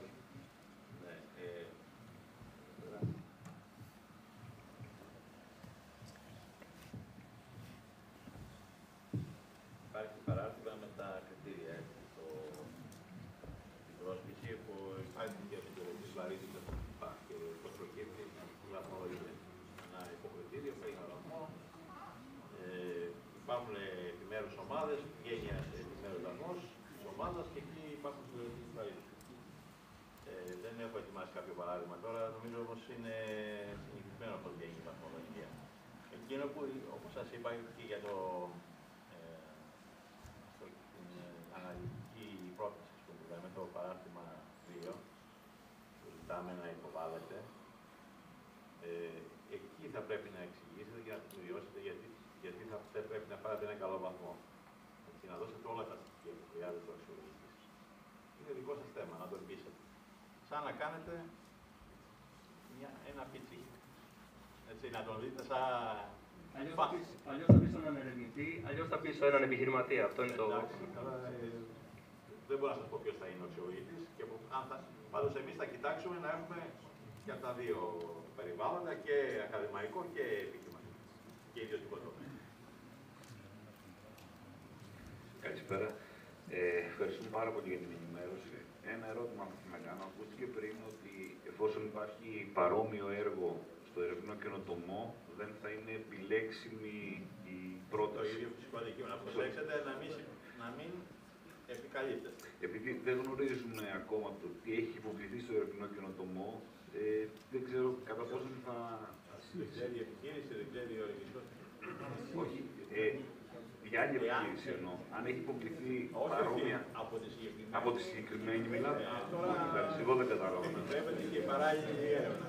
Ωραία, ευχαριστώ. Για όποιο φτάσει πρώτο. Αλλά δεν μπορείτε να πείτε. Εκείνο που δεν μπορείτε να προτείνετε, κάτι το οποίο έχει λυθεί και είναι κοινό στόχο. Αυτό κανονικά ο αξιολογητής θα το καταλάβει. Ή εκεί πρέπει να αναλύσετε γιατί είναι πρωτότυπη ιδέα, ποιο είναι το έλλειμμα που υπάρχει και στο κενό και που ερευνούμε και τι καινούργια θα βγάλουμε. Παρακαλώ, μπορώ. Σχετικά με τον επιστημονικά υπεύθυνο, η διαδικασία των κριτηρίων αξιολόγησης βασίζεται ουσιαστικά στο βιογραφικό και τα στοιχεία του επιστημονικού υπευθύνου με την έννοια των κριτηρίων αξιολόγησης από τους βαθμολογητές. Σε γενικές γραμμές αυτό ισχύει για τα προγράμματα της ΓΕΓΕ. Κατά συνέπεια, λοιπόν, οι επιστημονικοί υπεύθυνοι συνήθως είναι από ερευνητικούς φορείς, γιατί έχουν την ερευνητική εμπειρία κλπ. Για να προωθήσουν τη διαδικασία της έρευνας. Οι επιχειρήσεις, τουλάχιστον όπως το τοποθετήσατε σήμερα, ζητάτε ο επιστημονικός φορέας, ο οποίος θα υποβληθεί σαν επικεφαλής του επιστημονικού τομέα της οργάνωσης της πρότασης, να είναι ουσιαστικά σε επίπεδο ανταγωνιστικό ενός αντίστοιχου του πανεπιστημίου ή ενός φορέα. Σε ό,τι αφορά το θέμα της ισότητας, της ισοτιμίας των κριτηρίων αξιολόγησης. Αυτό πρακτικά τι σημαίνει? Ότι οι επιχειρήσεις θα πρέπει να έχουν στελέχη τα οποία να μπορούν να εξειδικεύσουν, να έχουν δυνατότητα στοιχείων καινοτομίας τα οποία έχει ένας ερευνητικός φορέας. Κατά την άποψή μου δεν ξέρω κατά πόσο ισχύει αυτό. Πάντως το σίγουρο είναι ότι στα προγράμματα καινοτομίας της υγείας αυτό δεν ισχύει. Ισχύει μάλλον το αντίθετο. Εάν αυτός είναι συντονιστής του επιστημονικού κομματιού και έχει άλλους επιστημονικούς υπευθύνους, γιατί όπως ξέρετε σε κάθε ενότητα βάζουμε επιστημονικούς υπευθύνους. Άρα λοιπόν, ο γενικός επιστημονικός υπεύθυνος, αν είναι συντονιστής του επιστημονικού αντικειμένου συνολικά, τότε μπορεί να είναι στην επιχείρηση. Αν όμως κρίνεται σε επίπεδο ουσίας από πλευράς είναι λάθος και νομίζω ότι είναι σημαντικό λάθος. Εντάξει, αυτό άμα θέλετε μπορούμε να το διευκρινίσουμε με μια ερώτηση. Θεωρώ ότι είναι απαραίτητο να αν κάνετε τον κόπο ή να μας τη βάλετε ή να το θυμηθούμε να το βγάλουμε στη σειρά. Ότι θεωρούμε ότι θα έχει τη γενική εποπτεία ο επιστημονικός υπεύθυνος από το κάθε πακέτο εργασίας. Μπορεί να έχει την ευθύνη την επιστημονική επιχείρηση, μπορεί να την έχει κάποιος άλλος, ο φορέας έρευνα. Μπορεί να γίνει τέλος. Και συμμετέχουν και οι δύο πάντα.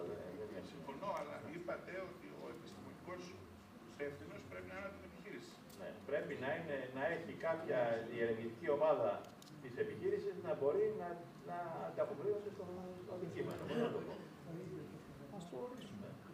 Δηλαδή, μια μικρομεσαία επιχείρηση, για να δείτε το ξύμορο, μια μικρομεσαία επιχείρηση θα πρέπει να έχει έναν επιστημονικά υπεύθυνο σε ένα καινοτόμο στοιχείο, το οποίο να είναι σε επίπεδο που να μπορεί να πάρει ψηλή βαθμολογία σε ό,τι αφορά τα κριτήρια. Το βλέπετε να έχει συσχέτιση, θεωρώ ότι πρέπει να το ξανασχέσει με τις άλλες επιχειρήσεις. Εντάξει, τώρα τι να σας πω, να έρθει μια επιχείρηση που δεν έχει καμία ερευνητική ομάδα και να ζητήσει να κάνει ερευνητικό έργο με αυτούς που θα προσλάβει, με αυτούς που θα τη βοηθήσει κάποιος, ας βρει έναν, με τον έχει ήδη, να τον ορίσει και εφόσον πάρει το έργο να τον αξιοποιήσει. Πολλά μπορούν να γίνουν. Να κάνω μια παρέμβαση. Νομίζω ότι αν δείτε τον κόπο να μας το βάλετε σαν ερώτηση ή σαν παρατήρηση, και αν όμως αυτό χρειάζεται να αυτό βέβαια που επικοινωνούμε μας τώρα δεν είναι διευκολύνση. Είναι ένα προσύμφωνο συνεργασία με έναν ειδικό επιστήμονα σε περίπτωση που πάρουμε το έργο. Αλλά αυτό πρέπει να διευκολυνθεί. Ωραία. Γι' αυτό κάναμε και αυτή τη άρα θα μας είναι πάρα πολύ χρήσιμο να το δούμε γραπτός, έτσι ώστε μπορούν να μπορέσουμε να το διορθώσουμε εγκαίρως και πριν στην πρόσκληση, για να είναι κατανοητό και να διευκρινιστεί αυτό το κομμάτι το οποίο πρέπει πάρα πολύ δεν το είδαμε ή αν χρειάζεται το κάνουμε. Εγώ βασικά ήθελα να επιστρέψω λίγο στους ρόλους όσον αφορά αυτό που ρώτησε ο κύριος, που είναι αυστηρά, πρέπει να είναι ο επιστημονικός υπεύθυνος της κοινοπραξίας από την επιχείρηση, γιατί αναφέρατε νωρίτερα ότι μπορεί να είναι από τον ερευνητικό φορέα. Όχι, γιατί έμεινα με την απορία. Συνήθως συντάσσει ο επιστημονικός υπεύθυνος, μαζεύει και συντάσσει τις αναφορές, συντονίζει τις ενότητες εργασίας, αυτό κάνει, δεν κάνει δουλειά εργαστηρίου. Επομένως η αξιολόγηση του συντονιστή θα είναι στην ίδια βάση, δηλαδή. Δεν νομίζω ότι να μπορεί να θέμα σε αυτόν τον ρόλο.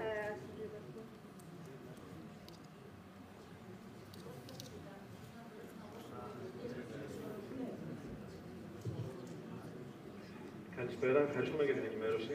Δύο ερωτήσεις ως προς τους κύκλους εργασιών των επιχειρήσεων. Ξεκινήσω από την εύκολη. Στην πλατφόρμα, από την ΑΔΕ, παίρνει τους τζίρους 21, 22, 23. Με δεδομένο ότι πλέον έχει κλείσει και το 24, αλλά φορολογικές δηλώσεις βάσης προθεσμιών δεν θα έχουν γίνει μέχρι τις 17 Μαρτίου. Κάποιες επιχειρήσεις έχουν ισολογισμό. Κάποιες έχουν δηλώσει ΦΠΑ. Θα μπορούν να χρησιμοποιήσουν άνω τζίρου της τριετίας τους, ο μεγαλύτερος είναι το 24. Θα μπορούν να το χρησιμοποιήσουν και ας μην με ένα επιπρόσθετο συνοδευτικό χωρίς να υπάρχουν τα αντίστοιχα νούμερα στην πλατφόρμα. Νομίζω ότι είχαμε διαβατήσει αυτό και είναι. Επειδή είπατε βάση ισολογισμού, ναι, τι μπορεί. Μπορεί, γιατί είναι ένα νόμιμο, πώς θα το πούμε ακριβώς, φορολογικό στοιχείο. Τώρα, αν δεν έχει υποβληθεί ακόμη φορολογική δήλωση, οι ισολογισμοί συνήθως έρχονται το φορολογικό δηλώσεων, αλλά τέλος πάντων μπορούν να υποβάλουν πρώτη οικονομική κατάσταση. Ό,τι είναι επίσημο θα αναγνωριστεί. Αλλά πρέπει να το γράψει να το επισυνάψει χωριστά και να λοιπά. Για δεύτερη ερώτηση. Ως κύκλος εργασιών, το είχαμε ξανασυζητήσει και σε μια από τις προηγούμενες ημερίδες. Να πω, συγγνώμη, λόγω τα στοιχεία δεν τα φέρνει. Το ΠΟΕ, το όψιε, λόγω της έχουν βγάλει τον έλεγχο από την εξαίρεση των spin-off και τα λοιπά, δεν κόβει την πρόταση. Έτσι, θα το κόψει ο αξιολογητής στην πληρότητα. Άρα, εφόσον δει, εγώ πάω με τα στοιχεία του 24, να και τα στοιχεία του 24 και το σωσυνοτήριος και... Αυτό είναι, έχει βγει από τον αλγόριθμο της πλατφόρμας. Ναι, η πλατφόρμα δεν το κόβει αυτόματα. Μια δεύτερη ερώτηση. Το Τώρα βέβαια μια δοκιμή θα σας πείσει, γιατί δεν το έχω τσεκάρει. Είναι πολύ πιθανό να αντιμετωπιστεί, γι' αυτό το λέω. Εάν υπάρξει θέμα, θα αντιμετωπιστεί πάντως, αλλά γέρος, όχι 3 παρά 5. Ως κύκλος εργασιών, όταν μια επιχείρηση έχει ευρωπαϊκά έργα, δεν λέω ΕΣΠΑ, έχει κάποιες επιχορηγήσεις από Υπουργείο που είναι για να παράξει κάποια υπηρεσία. Όμως τυπικά στη δήλωσή της είναι επιχορήγηση, άρα δεν είναι επιχειρηματικό τζίρος. Απ' την ΑΔΕ τραβάμε κύκλο εργασιών στην πλατφόρμα τον επιχειρηματικό τζίρο, αμυγός. Ο τζίρος όμως της εταιρείας είναι πρακτικά μεγαλύτερος. Εκεί τι κάνουμε. Τώρα είναι αυτό που τραβάει από την ΑΔΕ, δεν θυμάμαι ποιος είναι ο κωδικός του ΕΣΠΑ. Πρέπει να δώσουμε μια διευκρίνηση ότι αυτός ο κωδικός είναι που θα ληφθεί υπόψη. Και αυτό λέω, με δεδομένο ότι συνάπτουμε τη συνοτρία. Άρα φαίνεται ο πλήρης κύκλος εργασιών. Ναι, θα είναι αυτό που έχει βάλει και να διαβάζει από την... Θα το απαντήσουμε αυτό για το συγκεκριμένο κωδικό του ε3, έτσι. Ωραία, ευχαριστώ.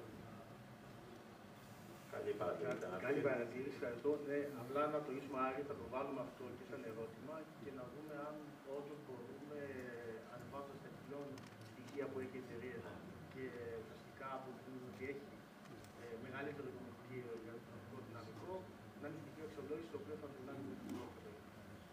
Απλά παρακαλώ, βάλτε και αυτό στο σημείο. Αλλιώς.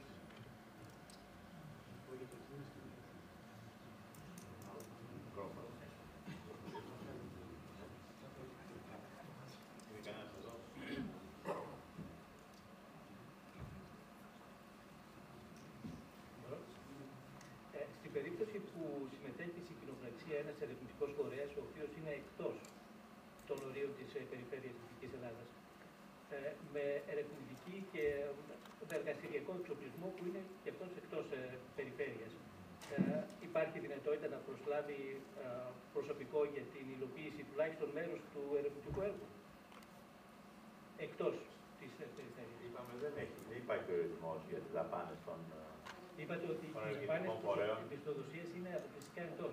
Για τις επιχειρήσεις. Το Δημοκράτιο Πανεπιστήμιο μπορεί να πάρει έναν ερευνητή για να κάνει το έργο εκεί.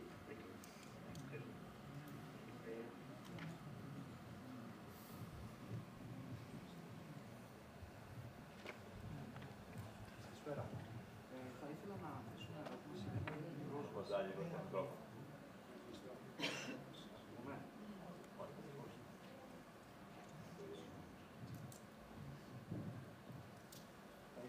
σε ένα ερώτημα σχετικά με την πρόσβαση στην πλατφόρμα. Από ό,τι καταλαβαίνουμε, η πρόσβαση στην πλατφόρμα θα έχει μόνο ένα πρόσωπο, ο συντονιστής όπως web. Αυτό στην περίπτωση των συμπράξεων θα δημιουργήσει, όπως καταλαβαίνετε, κάποιες τις λειτουργίες. Τόσο κατά την υποβολή, αλλά περισσότερο κατά την υποβολή των ετοιμάτων επαλήθευσης.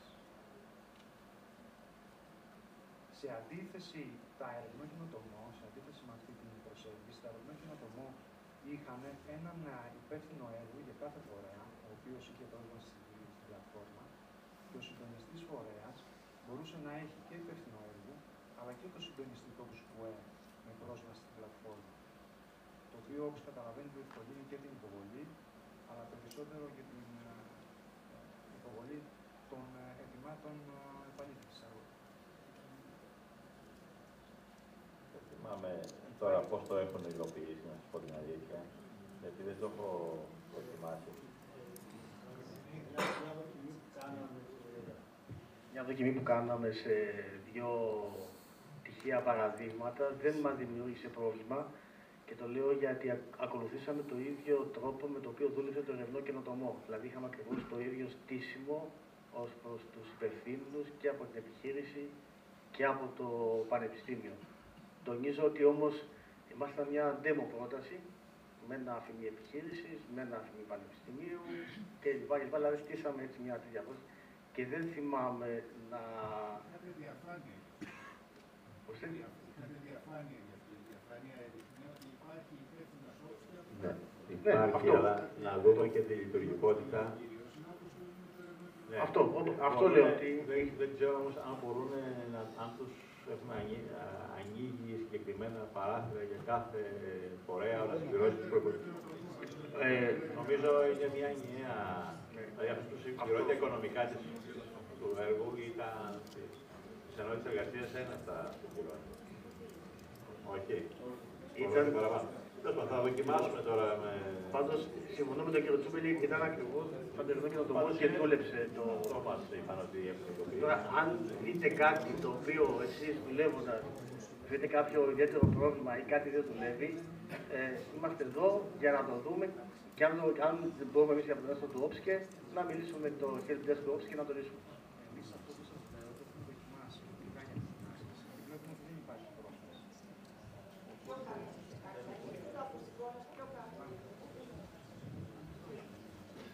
Μα ακούτε καλύτερα τώρα? Ναι. Αυτό που σας λέω, το έχουμε κάνει αυτή την άσκηση και έχουμε δει ότι δεν υπάρχει πρόσβαση. Δηλαδή δεν μπορεί να έχει κάποιος πρόσβαση εκτός του συντονιστή του Square. Λογικά είναι κάτι ειδικό. Αυτή τη στιγμή δεν ξέρω το πρόβλημα, αλλά αν θέλετε, τελειώνοντας, να μιλήσουμε για να δούμε ειδικότερα το πρόβλημα αυτό και να το αντιμετωπίσουμε. Εντάξει. Άλλη ερώτηση.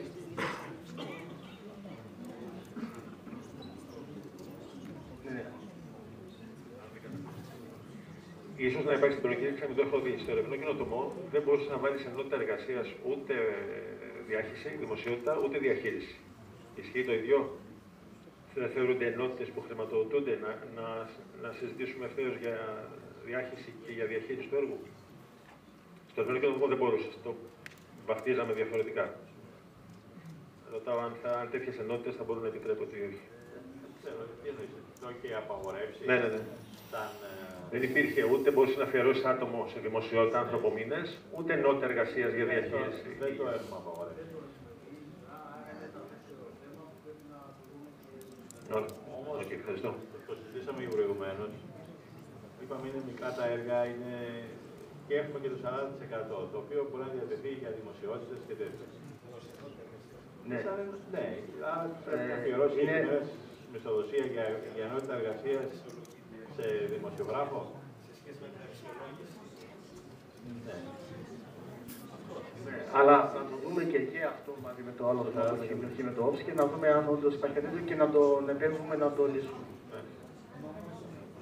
Όλα αυτά που δεν περιγράφονται, καλό είναι στις ενότητες εργασίας να είναι καθαρή έρευνα. Εγώ αυτό καταλαβαίνω. Το φυσικό αντικείμενο, το σκληρό. Για να διευκολύνει την αξιολογητή. Να διευκολύνει την αξιολογητή τώρα. Να συντονιστούν τρεις εταίροι. Να βάλουμε και την εργασία συντονισμό εταίρων. Σε 300.000 δεν είναι εύκολο. Εμείς δεν μπορούμε να δώσουμε κατεύθυνση, θα γράψετε. Άλλη ερώτηση.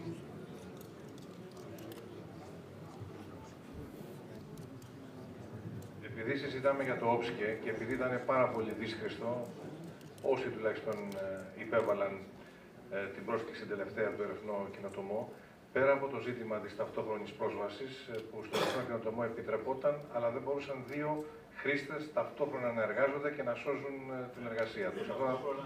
Δύο την ίδια ώρα και να δουλεύουν παράλληλα. Ωραία, αλλά αυτό βέβαια πώς θα το συντονίσουμε. Εκτός από αυτό, το πιο σημαντικό για μένα ήταν αυτό με το 40% των έμεσων δαπανών. Το οποίο, ενώ η πρόσκληση έλεγε ότι επιτρέπονται έμεσες δαπάνες έως 40%, το σύστημα απαιτούσε να είναι ακριβώς 40% μέχρι το δεύτερο δεκαδικό ψηφίο. Έτσι, με αποτέλεσμα να τρώμε απίστευτες ώρες για να ταιριάξουμε το δεύτερο δεκαδικό ψηφίο. Αυτό θα πρέπει να το δείτε πάρα πολύ σοβαρά. Και αν δεν θυμάμαι τώρα η πρόσκλησή σας, αν λέει έως 40%, ναι, τότε βάλτε το μικρότερο ίσον, έτσι, ή μεγαλύτερο ίσον, ωραία. Είναι πάρα πολύ εύκολο να γίνει αυτή η αλλαγή, γιατί αλλιώς τρώμε πάρα πολλές εργατοώρες για να ταιριάξουμε το δεύτερο δεκαδικό ψηφίο.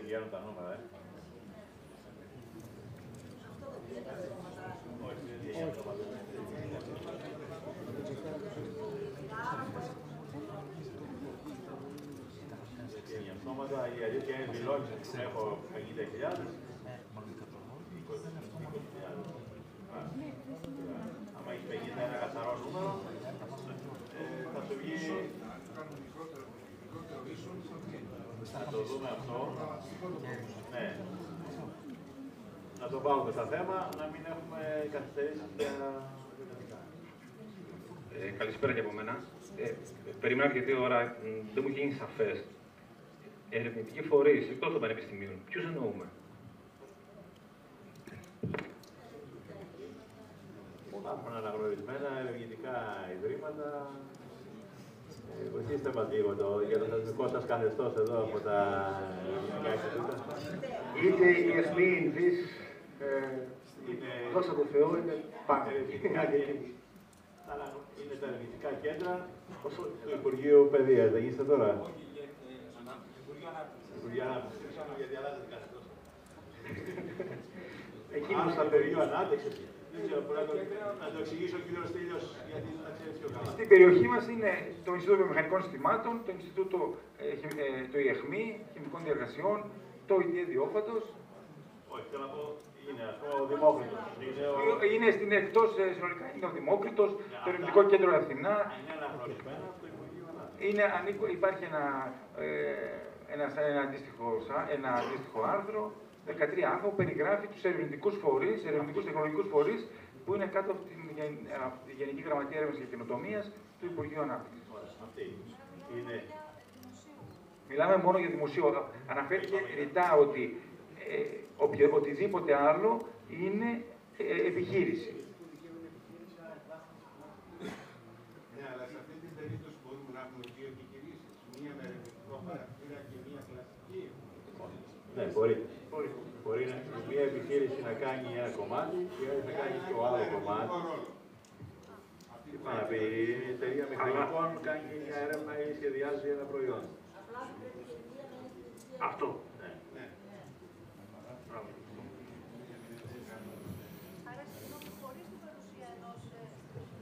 Άρα, συγγνώμη, μια διευκρίνηση εδώ, χωρίς να υπάρχει σε αυτό το συγκεκριμένο consortium ένας ερευνητικός φορέας δημοσίου. Μπορεί να είναι δηλαδή μόνο επιχειρήσεις. Okay. Αυτό έχει μια δυσκολία.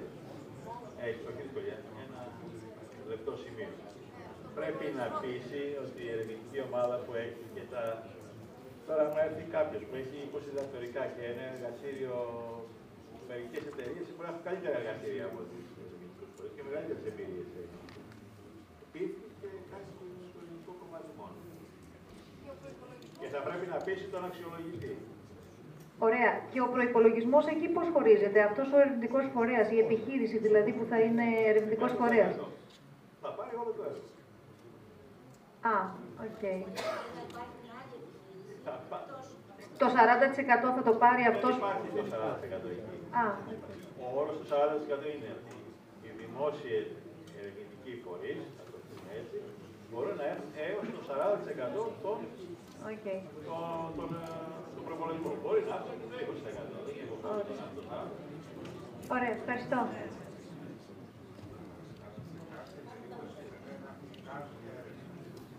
Δεν ασχολούμαστε με τους κάδους. Αυτή τη στιγμή δεν λέμε ότι είναι ερευνητικός. Είπαμε, η ιδιωτική εταιρεία τώρα καλά κάνει και θέσετε το θέμα των κάδων. Δεν εξετάζουμε τον κάδο της επιχείρησης, από ποιο τομέα προέρχεται. Εξετάζεται μόνο το φυσικό αντικείμενο που προτείνεται.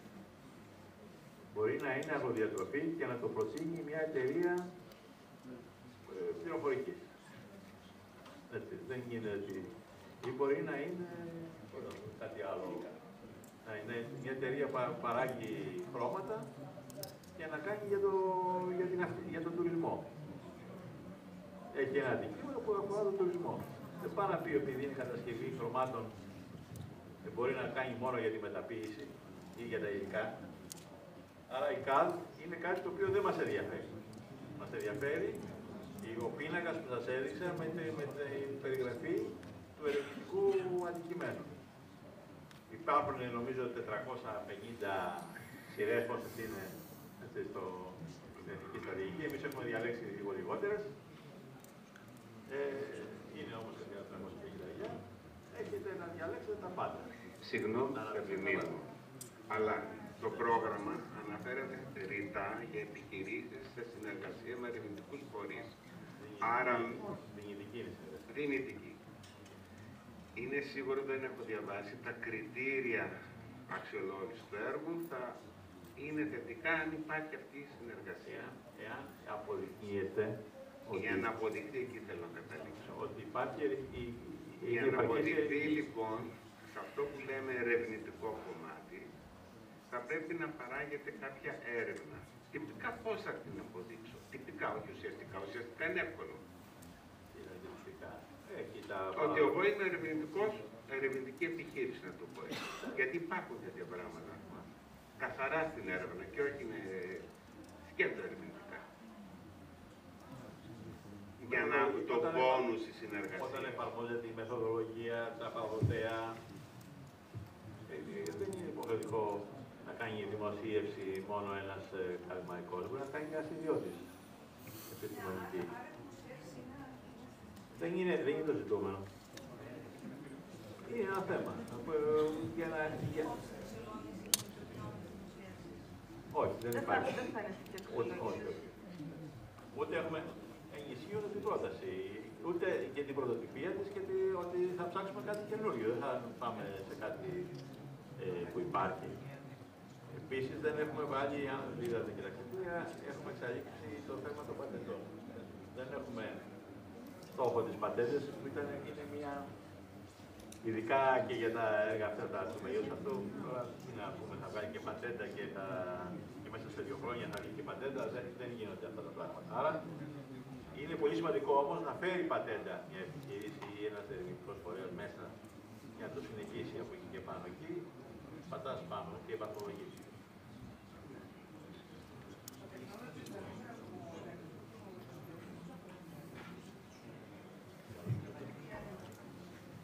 Ναι, καλησπέρα.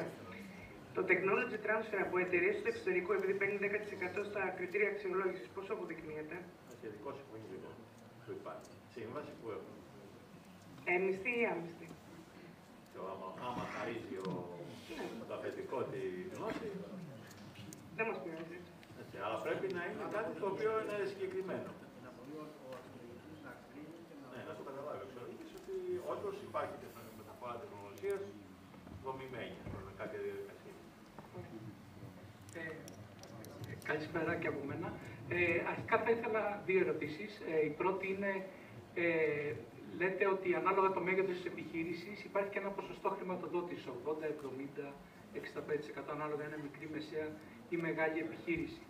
Αυτό το υπόλοιπο 20% μπορεί να μπει επιπλέον των 350.000 που είναι το όριο της πρότασης. 350.000 είναι όλο το έργο. Δεν είναι ιδιωτική. Δημόσια δαπάνη. Όχι. Είναι όλο το έργο. Η δημόσια δαπάνη προκύπτει με αυτούς τους πολύπλοκους προϋπολογισμούς που κάνατε τώρα.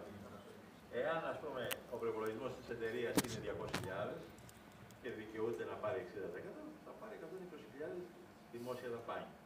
Τα άλλα 80 θα τα βάλει η ίδια συμμετοχή. Άρα 350.000 είναι το σύνολο. Η δημόσια δαπάνη μπορεί να είναι πολύ λιγότερη. Η δημόσια δαπάνη θα είναι πάντα μικρότερη του συνόλου. Ναι. Δηλαδή, ένα έργο τελωσίου. Γιατί πριν είπατε ότι μπορεί να πάει και ένα έργο παραπάνω από 350.000. Εάν πάει πάνω από 350.000 το υπερβάλλον, είναι μη επιλέξιμο για μας. Η δαπάνη του δεν θα επιδοτηθεί, αλλά θα παρακολουθηθούν και θα πρέπει το αντικείμενο που αθλητικούσε τα πάντα να υλοποιηθεί για να έχουμε ένα ολοκληρωμένο έργο. Άρα κάποιος που νομίζει ότι πρέπει να το πει, γιατί αλλιώς δεν βγαίνει το έργο του, θα πρέπει να το κάνει μόνος. Η δεύτερη ερώτηση αφορά τα Technology Readiness Levels, τα TRL. Λέτε ότι μία πρόταση ιδανικά θα περιμένετε ένα TRL 8. Το 8 σημαίνει πρωινό από 7-8 ή κάτι τέτοιο. Όχι, λέμε λίγο πιο χαμηλά. Λέτε να ξεκινήσει από 4 και να καταλήξει σε 7-8. Το 8 είναι σχεδόν commercial, to the market. Δηλαδή περιμένετε πολλές προτάσεις σε ένα προϊόν. Προτελικό, αυτός είναι... Το 7 είναι demonstration σύμφωνα με τους ορισμούς της Ευρωπαϊκής Ένωσης και της Ελλάδας προφανώς. Δηλαδή θα το πάρεις στο 4, θα το πας στο 7, θα το πας ίσως και στο 8. Προσοχή, αν ξεκινήσεις στο 7, μπορεί να το πας στο 9, αλλά δεν θα κάνεις βιομηχανική έρευνα, θα κάνεις πειραματική ανάπτυξη που έχει χαμηλότερο ποσοστό. Εντάξει, τώρα δεν ξέρω, προφανώς όλοι κρατήσαστε, αν συζητάμε το θέμα των PRL. Είναι μια ορολογία που δεν είναι και τόσο επίσημη στο σύστημα. Δεν έχει σαφιόρια. Το αντιλαμβάνονται οι αξιολογητές, τα καταλάβουν. Εμείς θέλουμε να καταλήξουμε, να είμαστε, καταρχήν τα έργα τα περιφερειακά είναι πιο κοντά στην αγορά, πιο κοντά στα λογιστικά προϊόντα. Αυτό θέλουμε. Δεν πρόκειται για έργα μακροχρόνια, για 2 χρόνια. Εμείς λέμε 2 χρόνια, άμα τελειώσετε τον 1,5 δεν θα σας πάρουμε πρόκειται.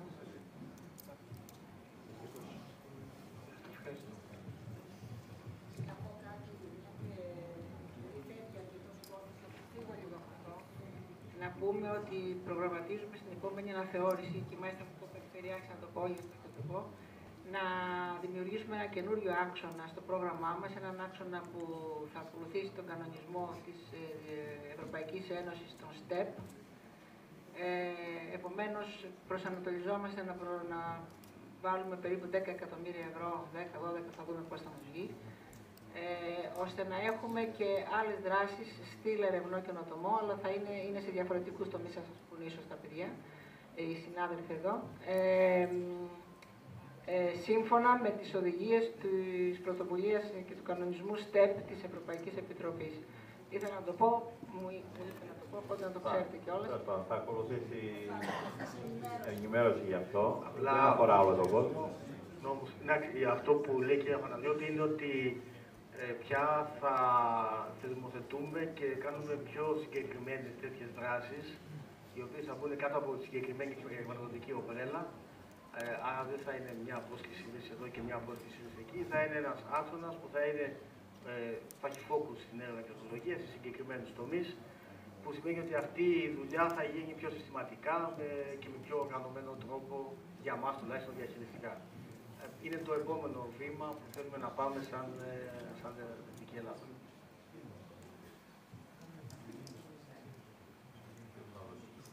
Άλλη ερώτηση?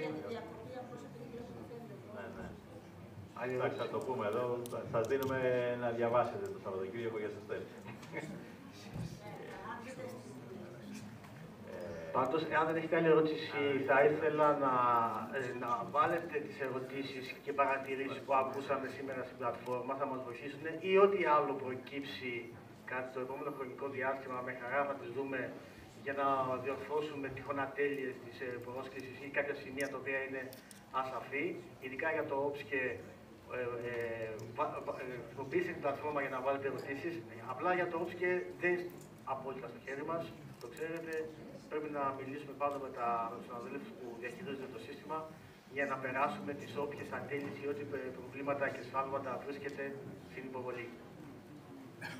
Θα σας ευχαριστούμε πάρα πολύ. Παρακαλώ. Η ώρα είναι πολλά, πρέπει για καφέ δηλαδή. Έτσι, έχουμε πει μέχρι τις 8 το καφενείο να μας περιμένει. Υπάρχει μια ερώτηση τελευταία. Υπάρχει κριτήριο αξιολόγησης στον τρόπο κάλυψης ιδίας συμμετοχής της επιχείρησης? Όχι.